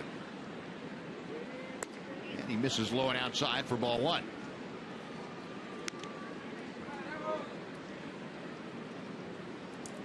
Plouffe, a .251 hitter as he faces Tepesch. Right-hander back to the plate. Nails down the outside corner. Well, Tepesch has done a good job settling down. Gave up a couple of runs. One in the 1st, one in the 2nd. But since then has done a pretty good job of keeping the Twins off the bases. Late swing and a miss. 1 ball and 2 strikes to Plouffe. Well, this will be the test for Nick Tepesch this inning with Plouffe, the number 3 hitter, and Arcia and Willingham to face him. Ron Washington keeping a close eye on his right-hander. Into the wind, the 1-2 pitch. Breaking ball is shot foul down the third base side. Knocked the ball boy right off his stool down there.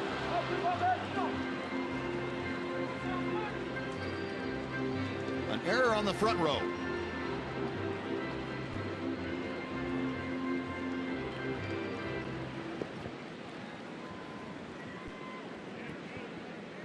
Nick with a new baseball all set to go. Another 1-2 pitch is coming.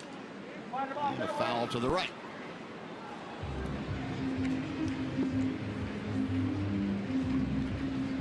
Take a look at the Budweiser pitching line for Nick Tepesch. 5 innings of work, 6 hits, 2 runs, both of them earned.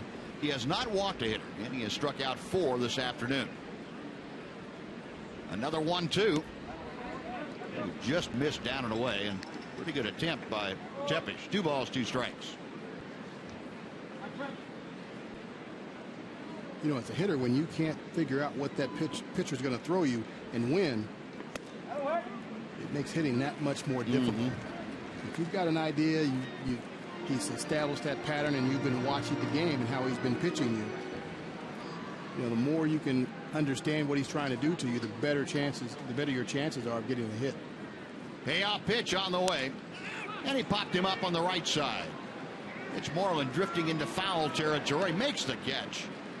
And a flashback to the first inning when that Bluth-Tepish matchup ended on 3-2 with a home run to center. This one about 350 feet shorter. Out number 1. Well, this Memorial Day, Fox Sports is honored to salute our troops tonight at 7 p.m. on Fox Sports 1. The Army's elite compete with each other and push themselves to the limit in the Best Ranger competition. Then it's Fox Fight Night, live from Fort Bliss, Texas, beginning at 8 p.m.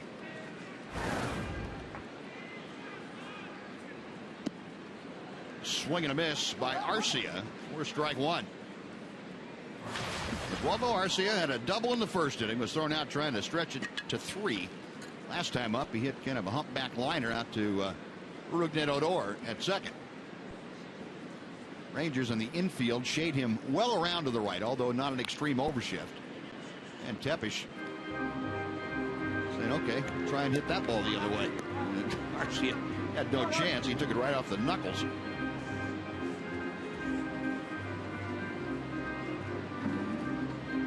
Mac, you and I know I talked about this the other day, but you play such an overshift, and this is an extreme overshift, but you get 3 guys on the right side or the left side of the infield. It really kind of hamstrings a pitcher sometimes as to what he can throw, knowing where that defense is. It really does. I think it really, narrows that margin of error that a pitcher has to make a pitch.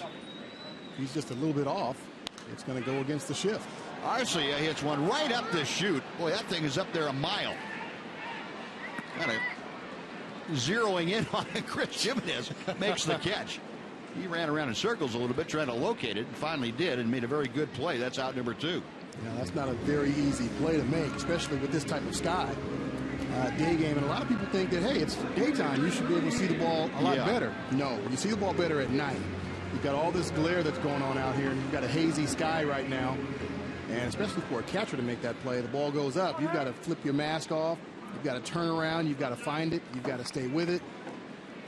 That's a very difficult play by Jimenez.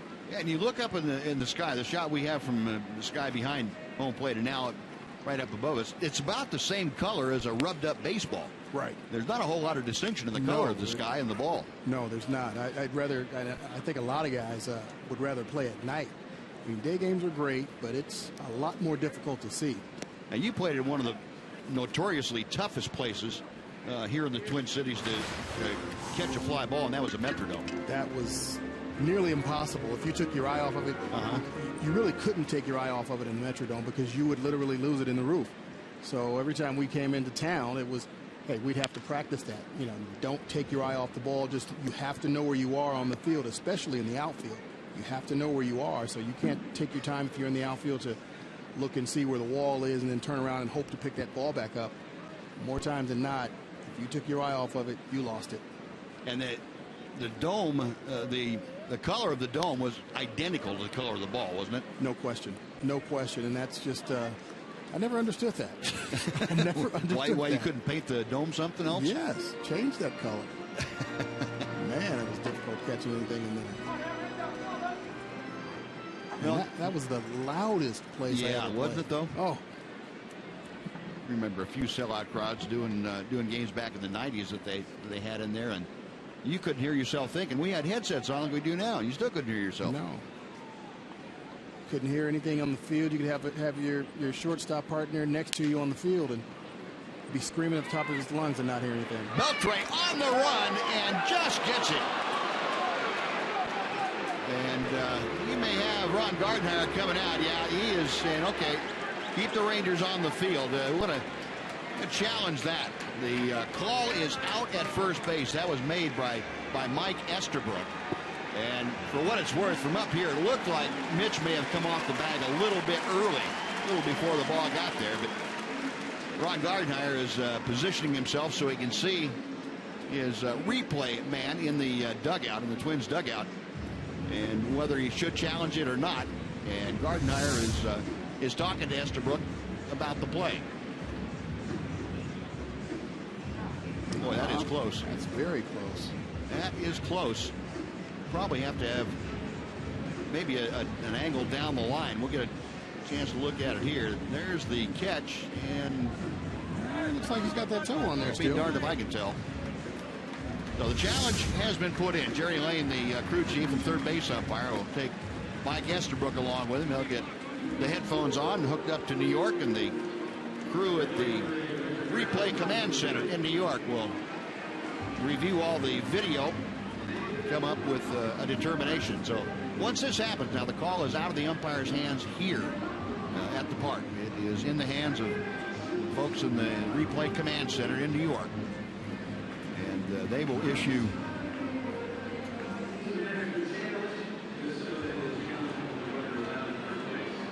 and we're going to have our moment of silence here.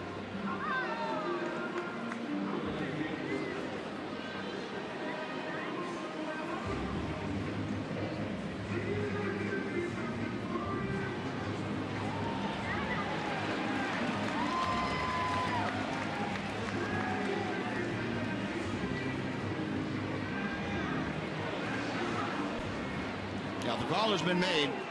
It is out. The call stands. And now join us.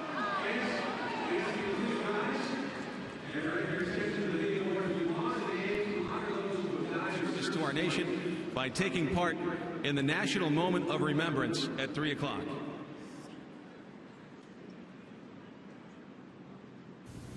On this day, for one brief moment, hear the silence fill the air. Think of those who walked beside us, now no longer there. Make us humble, make us knowing and accepting what is done. On this day, for all the fallen, make this nation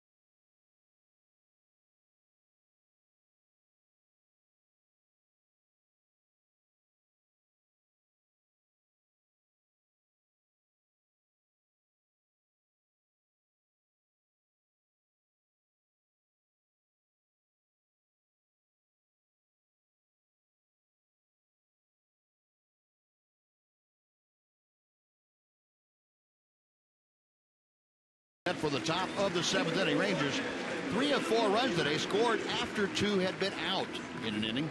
Nick Tepich, meanwhile, no walks in 6 innings of work, 4 strikeouts, just 85 pitches, and he has shut down the Twins after the Rangers have been able to give him a lead a couple of times now, and that 4-2 lead as the Rangers try to enhance that, coming to bat in the top of the 7th inning. 7 hits for the Rangers, 6 for Minnesota. That one error coming into play back in the 2nd inning. Michael Choice will start things off here in the Rangers 7th. It'll be Choice, Odor, and Chu to face Kevin Correa. 33-year-old right-hander back out to the hill. Michael Choice 1 for 2, an RBI double and a ground out. First ball swinging, skies to right field. Lazy fly ball that Arcia comes under. And that is 1 pitch, 1 away. Now Rougned Odor. Odor started that 2-out rally in the 5th inning with a base hit to right. He was down on the count, and he just reached out, poked one in the hole to the right on the right side. Reached, and then Shin-Soo Choo looped a single to left field, and all of a sudden Elvis Andrus had a chance with 2 outs and doubled into the gap in left center. Cleared the bases off. Well, that's what winning teams do. They score a lot of runs with 2 outs. Doesn't matter to them what the situation is. If there are runners out there, they drive them in. They come up with clutch hits.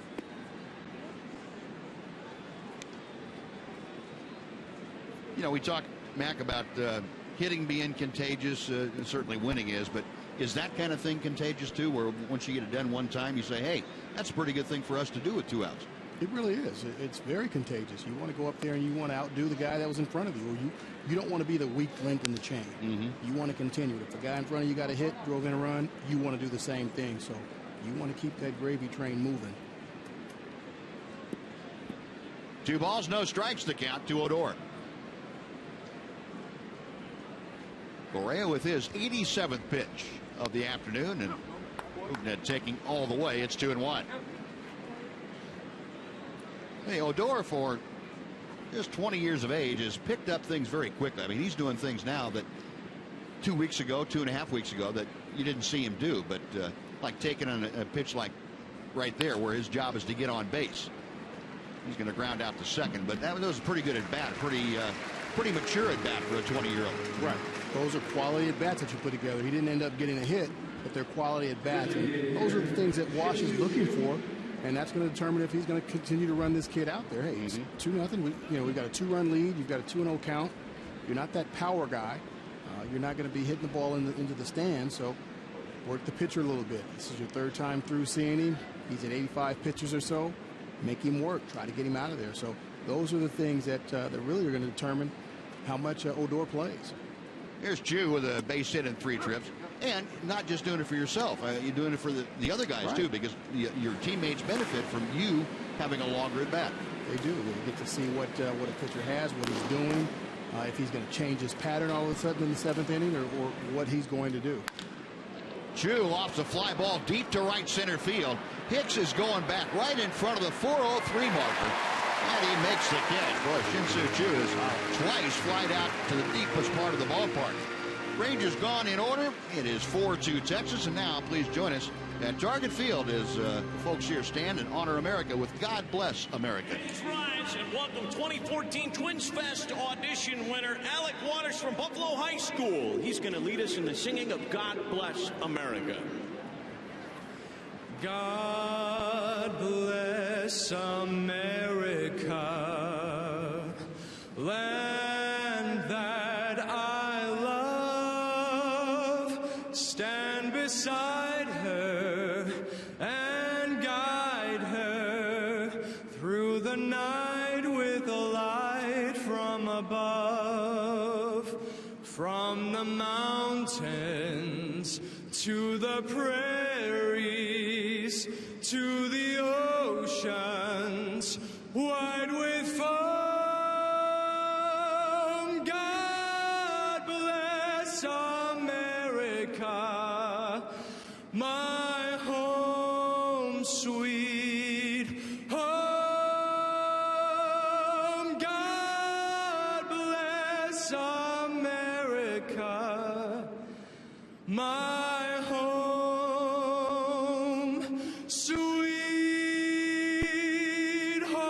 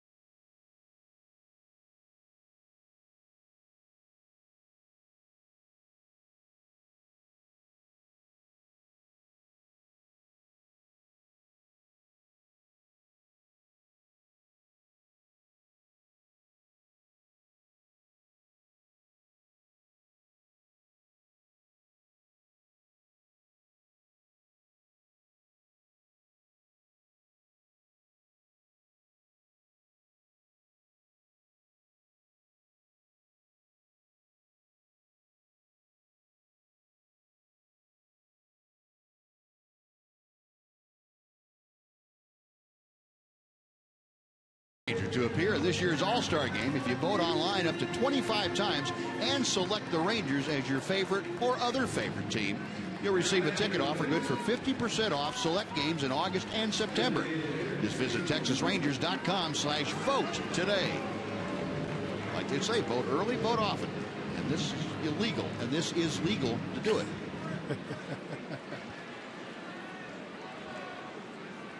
Bottom of the 7th inning, and it will be Jason Kubel to lead things off against Nick Tepesch. Tepesch for the second straight game now out there in the 7th inning, and that's good to see. Kubel takes an off-speed pitch that just missed. 1 ball, no strikes. Kubel was struck out and fly to center field. Handling the DH chores, getting out of that open stance, and fouls back the next pitch. Again, Tepesch able to elevate it just a bit. And Kubel not able to get on top of the ball. Tepesch has done a great job getting into the 7th inning today and just keeping this Twins offense off balance. The first couple of innings gave up, single runs, but since then it's pretty much kept them in check. Kubel tired of waiting. And Jason Frazier loosening in the Ranger bullpen. Andy Hawkins, the bullpen coach, right there beside him. The next pitch is high. It's 2-1 now.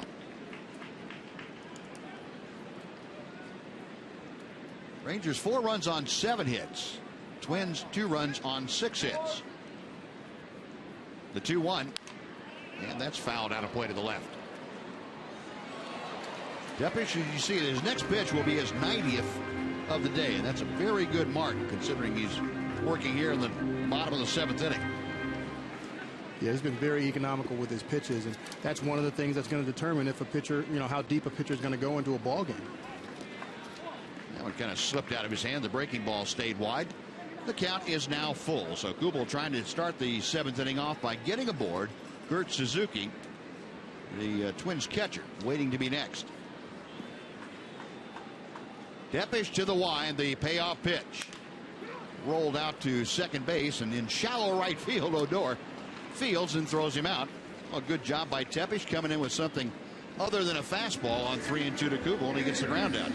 That's pitching. That's making the adjustment and changing things up this 4th time through the order for him. For Tepesch now, that is 6 straight set down. Well, folks, we invite you to join us at On the Border for dinner every Tuesday night now through August the 26th, and enter to win free Rangers tickets and a VIP experience. Just visit OTBFanzone.com for more details. Suzuki, who is 1 for 2, takes outside for ball 1. Kurt had a base hit to right in the 2nd inning. He struck out swinging in the 4th inning. Tepesch with 4 punch outs today. And the pitch is low. It's 2-0. We mentioned Tepesch in his last outing against Seattle got into the 7th inning, which ended up going 6 1/3. But it took him 112 pitches in that frame. And he is 20 pitches below that here. There's a pitch just off the outer edge. 3 balls and no strikes. So Suzuki up there looking like he's pretty much taken everything right now, or taking the first strike. 3-0 pitch. And that is down the middle.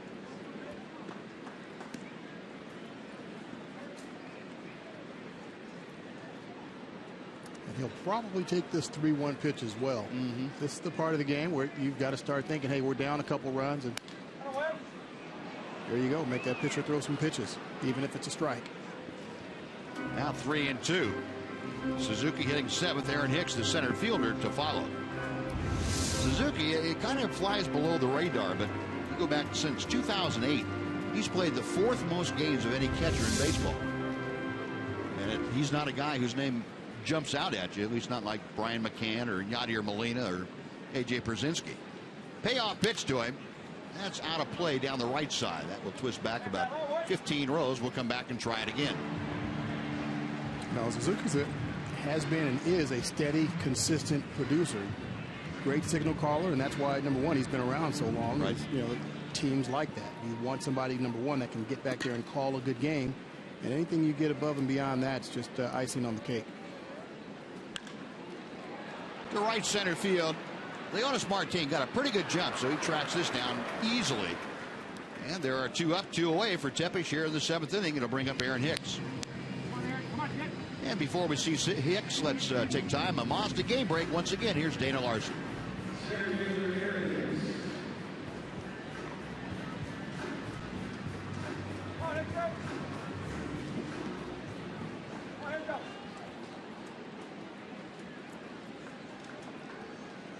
All right, Dana, thank you. Rangers leading 4-2 here in Minneapolis. First pitch to Aaron Hicks, a breaking ball, and just drifts wide for ball 1. Hicks 1 for 2 today. Single to center field his last time up. That was unceremoniously picked off first base. Nick Martinez got him when he was leaning toward second. Matter of fact, I think he was falling towards second. He was running towards second already. He had taken 2 or 3 steps, and he didn't even try to come back. He just stood there and said, "Yeah, you got me." Nothing I can do now. Fastball outside, and it's 3-0. Nick Tepesch having a little trouble getting ahead of hitters in this inning, but all it's done is run his pitch count up. Now it's 101 for the afternoon. 3-0 pitch. That is right down the middle. But to Tepesch's credit, he's been able to come back and get both Kubo and Suzuki after falling behind to him. See if we can do the same thing here with Hicks. On Washington, and this is the kind of inning that'll give a manager gray hairs if he doesn't already have a few. It'll increase the number if he does. Get your starting pitcher going out there, guy who hasn't walked anybody, really hadn't come close to walking anybody, and all of a sudden he's 3-0, 3-1, 3-2 on people, and say, why me? You know, why can't you just go out there and get it done? Jason Frazier, I would imagine either way, this is probably Nick Tepesch's last hitter. I would have to agree. He's over 100 pitches, getting you into the 7th inning. To right center field, that's going to get down for a base hit. Hicks aboard with 2 outs. And it's going to bring up Eduardo Escobar, and see if the skipper heads to the mound. He is up the steps and on his way out to the hill. Probably will take Nick Tepesch back with him. Wash looking out to the bullpen, and it's the sign out there that Jason Frazier is ready if required. So, yep, that's who I want. So Nick Tepesch able to better his mark of last time out by a third of an inning. Goes 6 2/3 today. He leaves with the lead. 1 runner on board, his responsibility. An outstanding outing by Tepesch here this afternoon. Jason Frazier coming on. We'll take a timeout for this pitching break. Back after this on Fox Sports Southwest.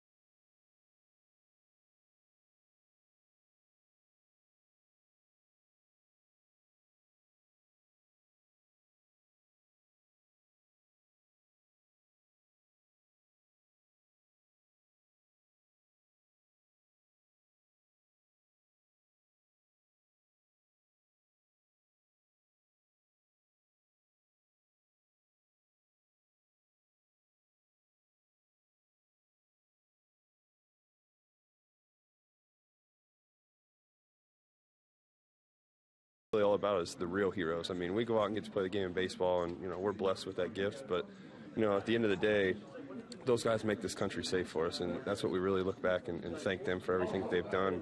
I've had family that served in the military, and honestly, if I wasn't playing baseball, that was probably my #1 option, was to join the military. But like I said, this day to me means a lot because it's our way of giving back to them and thanking them for everything they've done for us. And I mean, they're the real heroes. We're just people who play baseball. Well said, Derek. Yeah, that's very, very true. And our thanks, along with Derek's and all the other Rangers, to all the men and women serving the military at home and abroad. Thank you for your sacrifices. Thanks to all those who made the ultimate sacrifice over the years. Nick Tepesch replaced by Jason Frazier as the 36-year-old right-hander takes over here in the 7th inning. Scouting report on Frazier, his 19th appearance, and this is one of Wash's go-to guys. He brings him in these kind of situations with a lead, runners on base. Usually a lot tougher situation than this, and he's been able to come through over the last couple of years for Wash. Frazier facing Eduardo Escobar, who is 2 for 2 today, a single and a double. And he drops in that off-speed pitch on the outside corner for strike 1.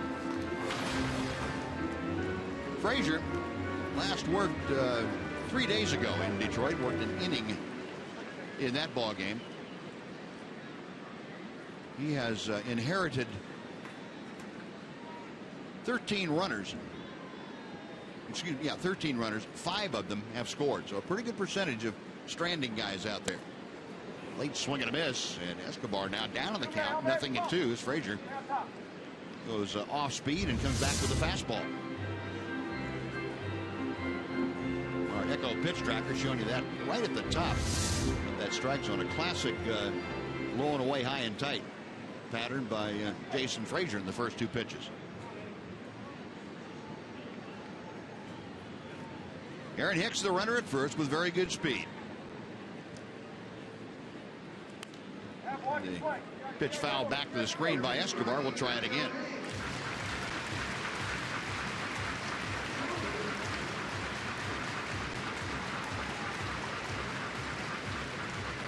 Ron Washington trying to get his club to a victory here this afternoon. They have won 2 in a row. They've also won 4 out of their last 5. That's the first time they've been able to put together a streak like that since earlier in the month. It has been a tough road lately for the ball club. They found themselves as far down as 3 games below 500. They are at 500 entering play here today, and trying to get above 500, which would be a meaningful achievement for them. May 13th was the last time the Rangers were at the even mark, 20-20. Jason Frazier okays the sign. The right-hander to the plate. Got him swinging. Went up the ladder, and Escobar didn't have one with that many rungs on it. Side retired as Frazier gets the job done. Twins strand a runner. We're going to the 8th. It's the Rangers 4 and the Twins 2 with Elvis Andrus coming up to start things off.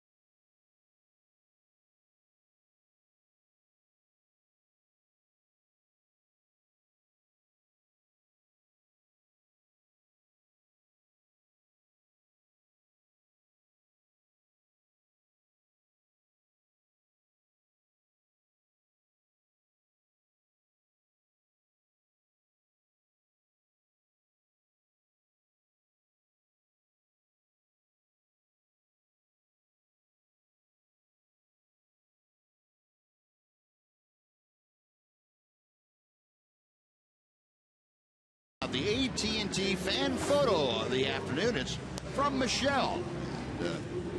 Nice picture from Michelle. We appreciate that. And if y'all would like to tweet your photo, use hashtag Southwest Fan Photo, and we will pick a selection each day. Each day we're on Fox Sports Southwest, get it on the air for you, and you never know, it could be yours next time. Jared Burton, a right-hander, coming out of the Twins bullpen now to take over as Kevin Correa finished after 7 innings of work. Jared Burton's 21st appearance on the year, a 1-1 record. 19+ innings, giving up 4 home runs, 9 walks. So he's not normally around the plate.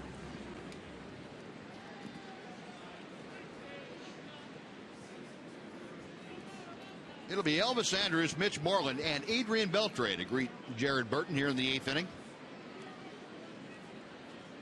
Elvis 1 for 3, but that one a very big 2-run double back in the 5th that gave the Rangers their current advantage in the game. 2-run double, scoring both Odor and Chu. That made it a 4-2 game at that time, and Nick Tepish and Jason Frazier have been able to make that stand up. And Burton hits the inside corner. 1 ball and 1 strike to Elvis. So Andrus at 253 with the average. Now has his RBI total up to 14.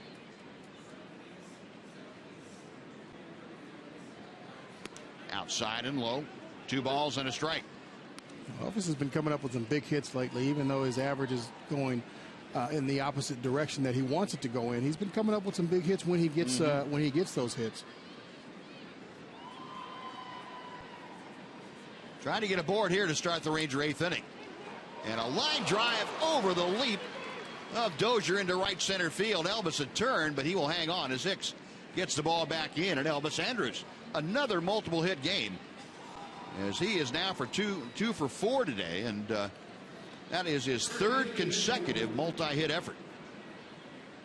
Now let's go back and take a look at our Jimmy John's freaky fast delivery. This was the big one before in the 5th inning. Elvis with a couple of runners aboard, and he shot it by Josh Willingham in left center field. Freaky fast to the wall. And Elvis, courtesy of Jimmy John's, a 2-run double. And he is aboard with the leadoff single in the 8th inning. And Mitch Moreland at the plate is Elvis, who is among the league leaders in stolen bases, trying to step off that lead. Mitch Moreland 0 for 3. Excuse me, Matt. Something tells me he's going to try to add to that lead right here. Burton's got a pretty quick move over there. Yeah, those are the guys that make it difficult on a base stealer when they've got quick feet. You don't know which way they're going to go with it, if they're going to go home, if they're coming over. And those are the ones that you really have to be aware of.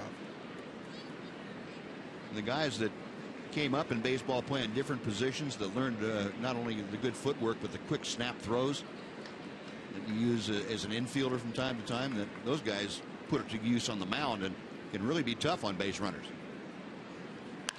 Moreland, first ball swinging, skies to left field. Willingham shading his eyes a bit with his glove and makes the catch. Elvis, seeing the trouble that Willingham looked like he was having, was almost all the way to second, but had to retrace his steps.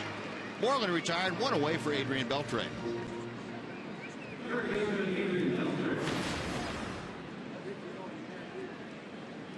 Beltre 0 for 3 today. He has struck out a couple of times and grounded out.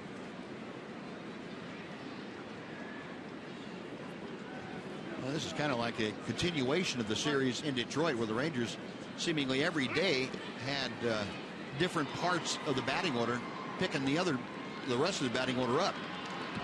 In Detroit, yesterday was everybody. One day it was the middle of the order, one day it was the bottom of the order. And today it has been 9, 1, and 2 that have gotten the big runs in. And Beltre gets a towering pop up to shallow left. Willingham really battling the sun now and makes the grab. And again, Andrus back to first. That's out number 2. Nice play by Willingham. That's a tough sun out there, and that ball's right in it. And got his glove up and shaded it very well, but Elvis was in a good position that if he missed it, he was able to get to second base and not get thrown out on the force. The Rangers trying to use Mother Nature to their advantage, and Josh Willingham wouldn't allow them to do it. No, Hey, 2 away now. You got to play the element. That's right. Elvis drawing another throw from Burton. All right, for all you kids out there that are wanting to learn how to play the outfield, this is a textbook play. Willingham gets that glove and shades the sun out of the way, but he can still see the ball. The glove's not in front of his eyes. He turned his body just a little bit. Elvis on the move and swipes second. The ball rolls away. Elvis Sutton thought about it. Oh, no, I should have gone, but Eduardo Escobar chasing the ball down. Elvis started to go stop, and by the time he's heck with it. I'll stay right here. Having a little fun out there. His 13th stolen base of the year, though, gets him in scoring position. Gets a great jump. Burton was pretty quick to the plate, but Elvis stole that on both Burton and Suzuki behind the plate. The 1 ball and no strikes to count to Alex Rios, who is 2 for 3 today, a single and a double. He has scored a run and takes the cutter high from Jared Burton. 2 balls and no strikes.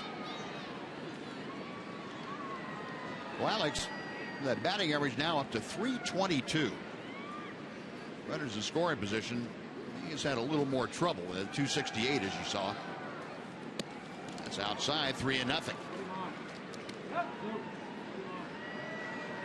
The Rangers in that 4-game series in Detroit went crazy with runners in scoring position. They had back-to-back games, putting together back-to-back games, 17 hits in 34 at-bats. And 17 hits with runners in scoring position is crazy enough. Wow. But to have it in 34 at-bats, 500 average. And the intentional pass puts Rios aboard. So after falling behind, Burton was instructed, no, don't even mess with it.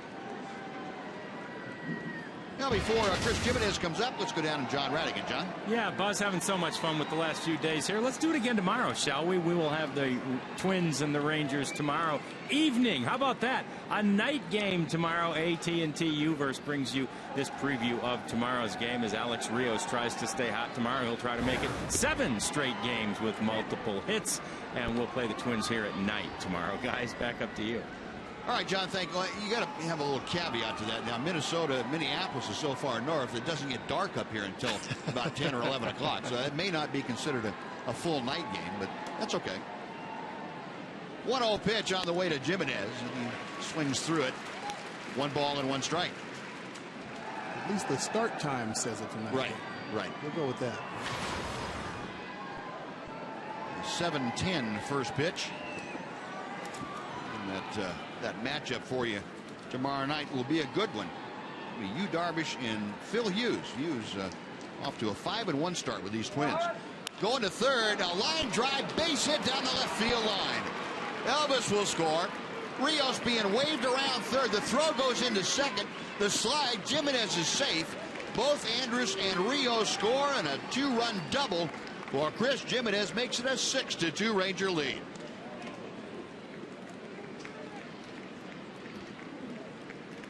A run and hit double. Elvis taking off for third, and Jimenez looping one down the line that just got in to fair territory. And of course, Rios scoring from first with great speed. And that opens up a good advantage for the Rangers. It really does. Great piece of hitting by Jimenez. He hooks this one down the left field line, and it wasn't a hit and run. You just had Elvis and Rios on the bases going. Elvis takes off, Rios takes off, and Jimenez not worrying about either one of them. Gets a pitch down and in and hooks it down that line, and Rios with those long legs took about 6 or 7 steps from first and scored. Yeah, that is the truth. Now Leonis Martin fouls off the first pitch from Burton. And it is 0-1. Martin 0 for 3 today. A couple of ground outs and a line drive to center field.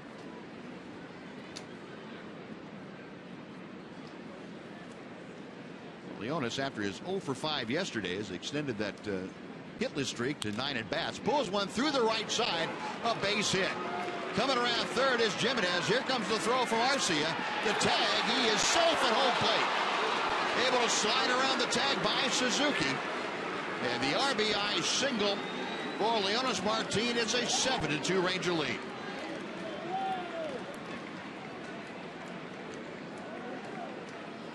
And again, with 2 outs, all the damage being done by the Rangers. This team is swinging the bats very well, playing very aggressively, even on the bases. You see here Jimenez, and he's a catcher, not one of the swiftest of foot, but Gary Pettis being aggressive and scoring him on this one. Leonys Martin reaches out, pokes one into right field, and great throw from right field, but Jimenez does a tremendous job avoiding the tag by Suzuki. See Arcia coming up with a cannon. Throw was up the line just a little bit. Boy. And Jimenez was able to get around Suzuki and score. And Michael Choice lofts a fly ball, shallow right field. Charging hard is Arcia.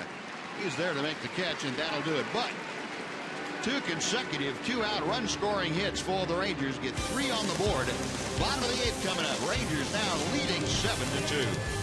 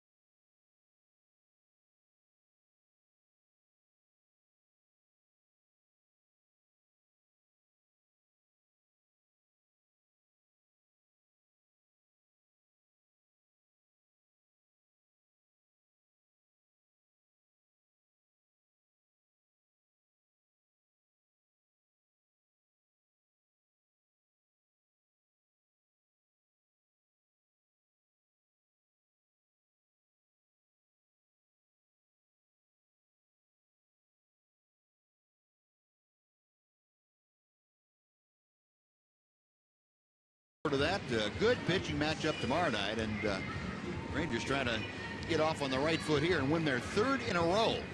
Are ahead 7-3 as we go to the bottom of the 8th inning. It'll be the top of the Twins order to face Jason Frazier. Frazier came on to strike out Eduardo Escobar in the 7th inning, and in relief of Nick Tepesch. Tepesch allowed the 2 runs, both of them earned in 6 2/3 innings here today. Gave up 7 hits, no walks, 4 strikeouts. Brian Dozier set to lead things off. He is 0 for 3. He has popped out, flied out, and grounded out. Rangers now 7 runs on 10 hits. Dozier takes strike 1. Twins, meanwhile, 2 runs on 7 hits. They have committed the only error of the ballgame.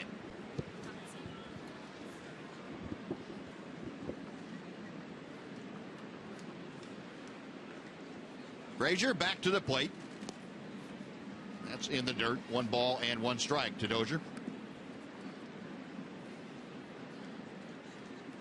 Brian Dozier entering play today. The most runs scored in the American League with 42 of them. He's had quite a remarkable first almost 2 months of the season. Matter of fact, the Twins have had a remarkable first 2 months of the season. They played really good baseball in a lot of the early part. Dozier lofts a fly ball to center. And Leonis Martin employing some of Mark McLemore's tips, shading his eyes with the glove. That is out number 1. Mac, you been working with Leonis out there? Well, you know, actually we were this morning. No. No, that's all Gary Pettis. That's Gary Pettis' project. He's got that one. Yeah. Yeah. He's put in a lot of work. They put in a lot of work with each other. Leonis and Gary Pettis. You know, he's made some tremendous strides over the last couple of years.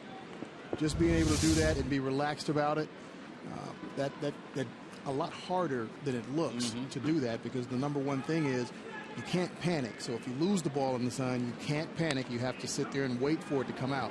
It's a lot easier to do when that ball's high in the air and not a line drive. Right. Because obviously you've got a lot more time. But still, it takes a certain amount of nerve to be able to sit there and know that, hey, if I don't pick this ball up, it's going to fall.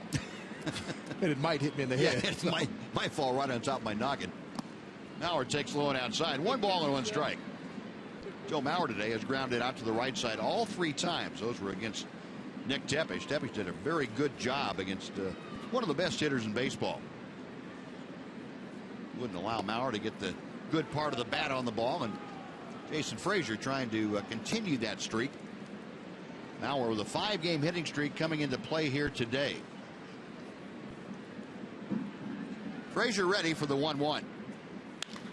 That's lined to left field, and that's why he's one of the best hitters in baseball.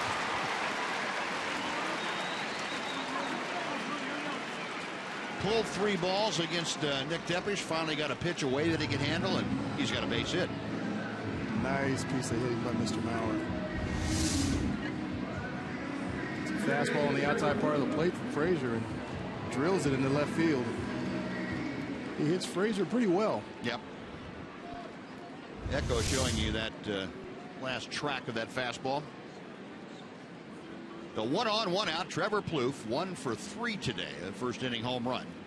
Other than that, has fouled out on a couple of pop-ups twice.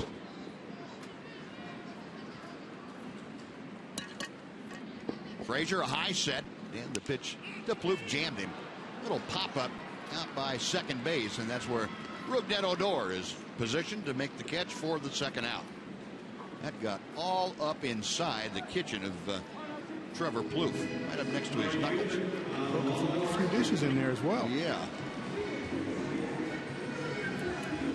Now 2 away. And Ron Washington with Arcia, the left-handed hitter, at the plate. He is making a slow walk out to the mound. But hasn't had much of a chance to get some of these guys into game situations, just the way things have worked. He wants to take a chance here to get Neil Kotz to come in to face the left-handed swinging Oswaldo Arcia. A good job by Jason Frazier. He retires 3 in his inning of work, gave up 1 hit. He leaves with Power on his responsibility. Pitching change underway. Back after this.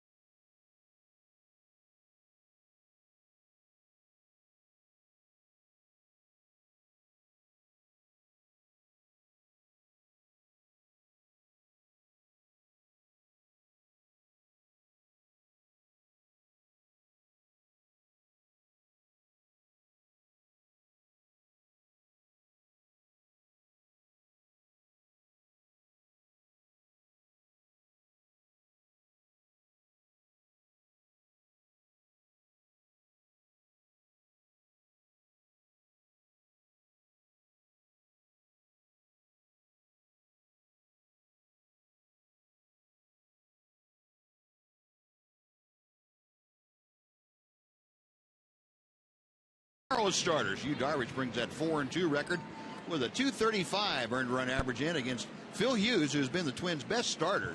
He is 5-1 with a .315.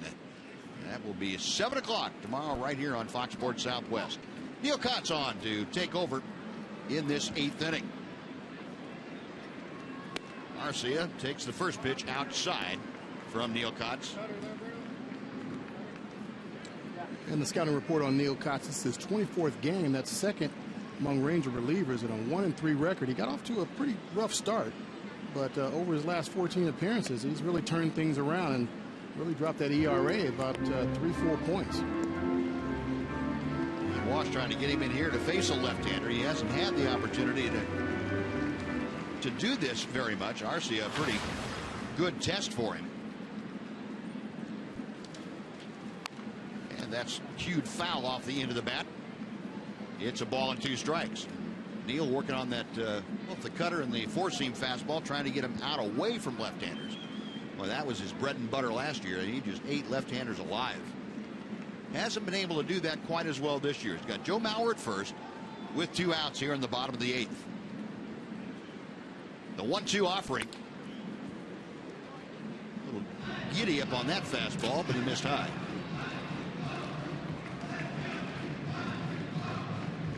Cott's against left-handers this year has given up a .300 batting average. That's very unusual. The left-handers are 9 for 30 against him. The 2-2 pitch. Loop to shallow center field. Leonis Martin coming on. The ball hangs up for him. Easy play for the Rangers center fielder. So Cots gets the left-hander, and the Twins are gone in the 8th. They have a hit and stranded runner. We're going to the 9th. Rangers 7, Twins 2.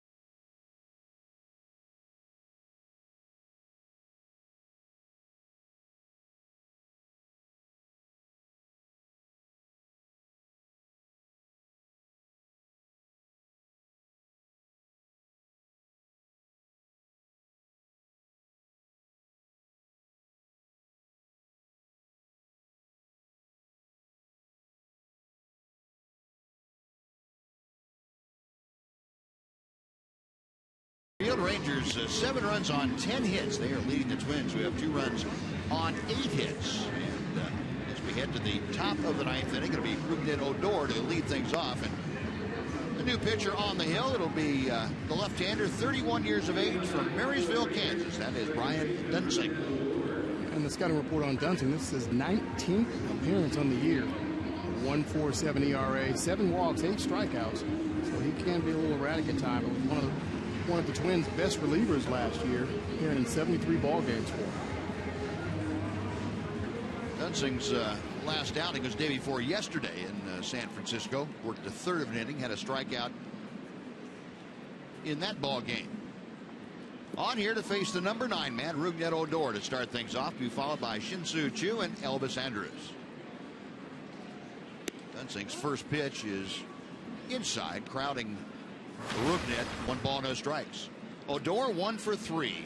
Single in the 5th inning. He got that 2-run rally started with 2 outs. Elvis Andrus capped it with a 2-run double. In tight, and it's 2-0.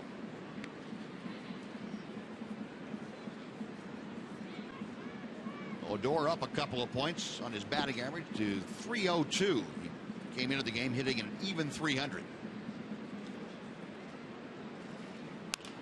And he gets fisted. A little pop-up out to short. Escobar, shading his eyes, makes the grab. That is out number 1. And there was an at-bat that Odor would probably like to have bat again. Ahead the count 2-0 and swinging the pitch that jammed it. Right, especially off of a left-hander that you haven't seen before. You've only seen 2 pitches from him. You want to make that guy throw some pitches up there because you might face him again later on in the series and later on in the year. So you want to know what he's got. So when you get an opportunity like that, you want to make that pitcher throw as many pitches as possible. Now here's Shin-Soo Choo taking a breaking ball that bends over the inside corner for strike 1. Choo 1 for 4 today with a single and a run scored. Batting average currently for Choo at .308. One hopper out to Escobar at short. 2 gone. Now Elvis Andrus coming up. And Elvis, another multi-hit game today. A 2-run double in the 5th, a single and a run scored in the 8th inning. As the Rangers in that 8th frame able to add on 3 runs against Jared Burton to make this a 5-run game for them. Elvis now a 3-game hitting streak going. Multi hits in all 3 games. As he takes a breaking ball for strike 1.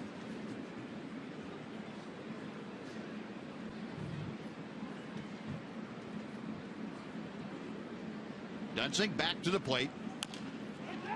Off the front of home plate, charging is the second baseman Dozier. Can't come up with an Elvis Andrus aboard with his 3rd hit of the day.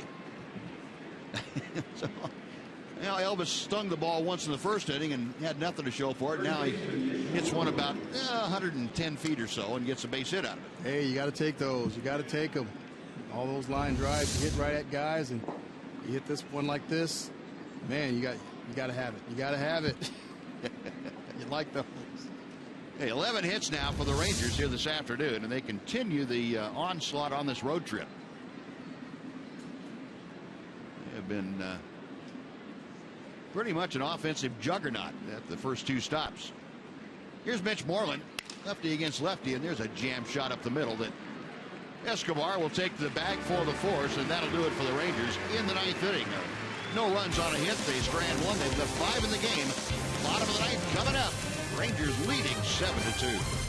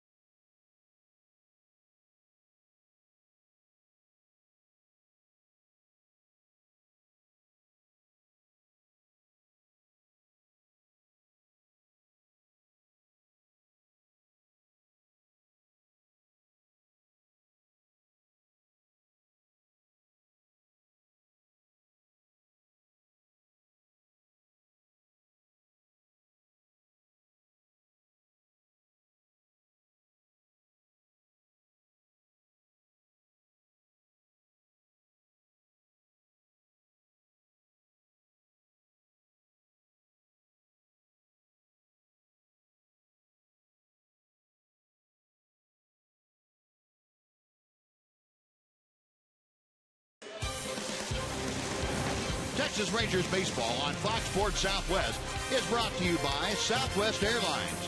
Find Southwest Airlines fares online only at southwest.com. By AT&T UVerse TV. Check availability at 1-800-PICK-ATT. Rethink possible. And by your Texas Ford dealer. Take the EcoBoost Challenge to see why Ford is the best in Texas. The mighty Mississippi through Minneapolis, St. Paul. We head to the bottom of the ninth inning. And Neil Kotz back to the hill, facing Josh Willingham to start things off, and delivers inside for ball one. Willingham 0 for 2 in his return to the Twins lineup after a month and a half on the DL. Hit by a pitch his first time up there and scored the last run the Twins have put on the board. Pops this one up, foul territory. Mitch Moreland looking up into the hazy sky, makes the grab, and that is out number one.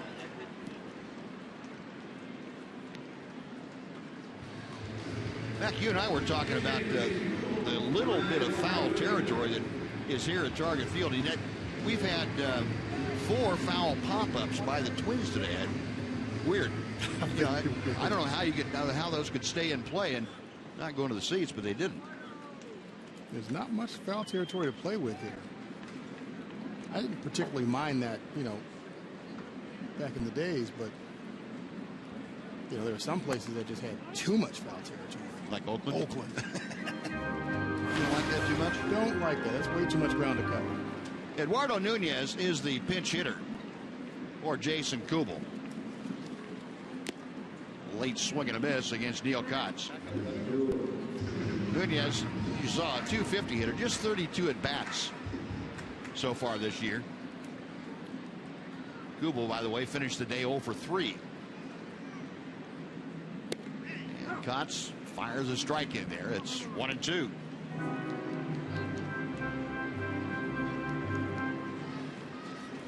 Neil Kotz, the third pitcher used this afternoon by Ron Washington, trying to close out this Ranger lead at 7-2. Odor, a snap throw to first. That is out number 2. So the Twins now down to their final out. Kurt Suzuki, the catcher, will come to the plate. Rangers trying to win their 3rd straight ball game, their 5th in the last 6 games. The first time since April 15th through the 23rd, the ball club has put together that kind of a streak. And they had an 8-1 record in that span back in April, but it's been a while. And they're trying to climb back over 500.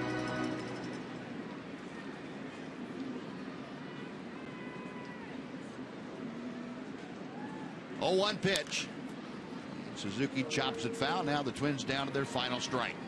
It's been a while since they've played this well, and it looks like they're turning the corner after all the adversity they've had to deal with over the last month or so. And it's nice to see a lot of the young guys have come up, and they've been learning and taking to it and understanding what it takes to play here every day and produce. Saw Joakim Soria throwing out in the Ranger bullpen just in case. And a line drive to right center for Suzuki. That's going to be down for a base hit. Kurt Suzuki with his 2nd hit of the afternoon. He prolongs the 9th inning for the Twins and brings up Aaron Hicks.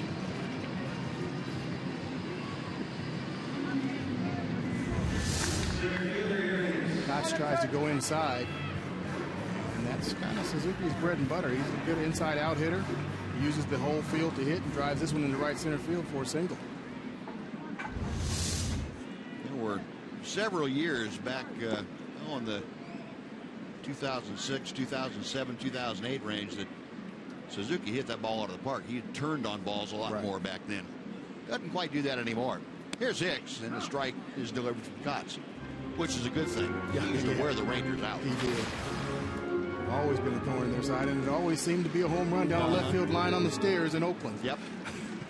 Bouncing around down there forever. 0-1 to Hicks, who is 2 for 3. Suzuki going to take second base, and Hicks thought about stopping his swing. He said, no, I better not. No, defensive indifference will allow Kurt Suzuki to get into second base. And Aaron Hicks down to, again, a 2-strike count. 0-2.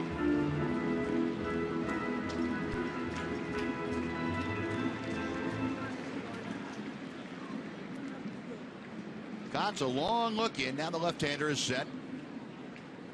And to the plate.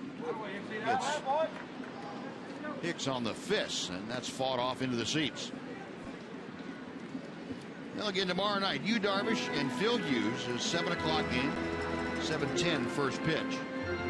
On Wednesday night, Joe Saunders gets just his second start of the year for the Rangers. He's recovering from that fractured ankle that he suffered in his first start. He'll be opposed by Kyle Gibson. And then on Thursday afternoon, Nick Martinez and Samuel Deduno. Nick staying alive as he fouls off another pitch.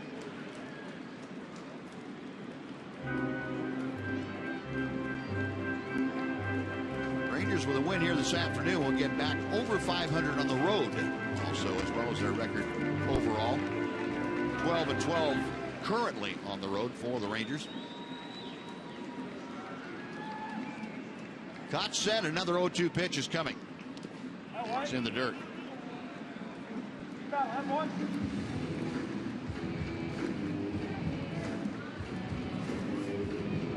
Despite having the best road batting average in baseball coming into play today at 286, the Rangers kind of in the middle of the pack in runs scored per game, even with the outburst in Detroit. 36 runs in those 4 games. Club has scored fewer than 5 runs per game away from home. Got him swinging. Cox gets the strikeout of Hicks, and that is a winner for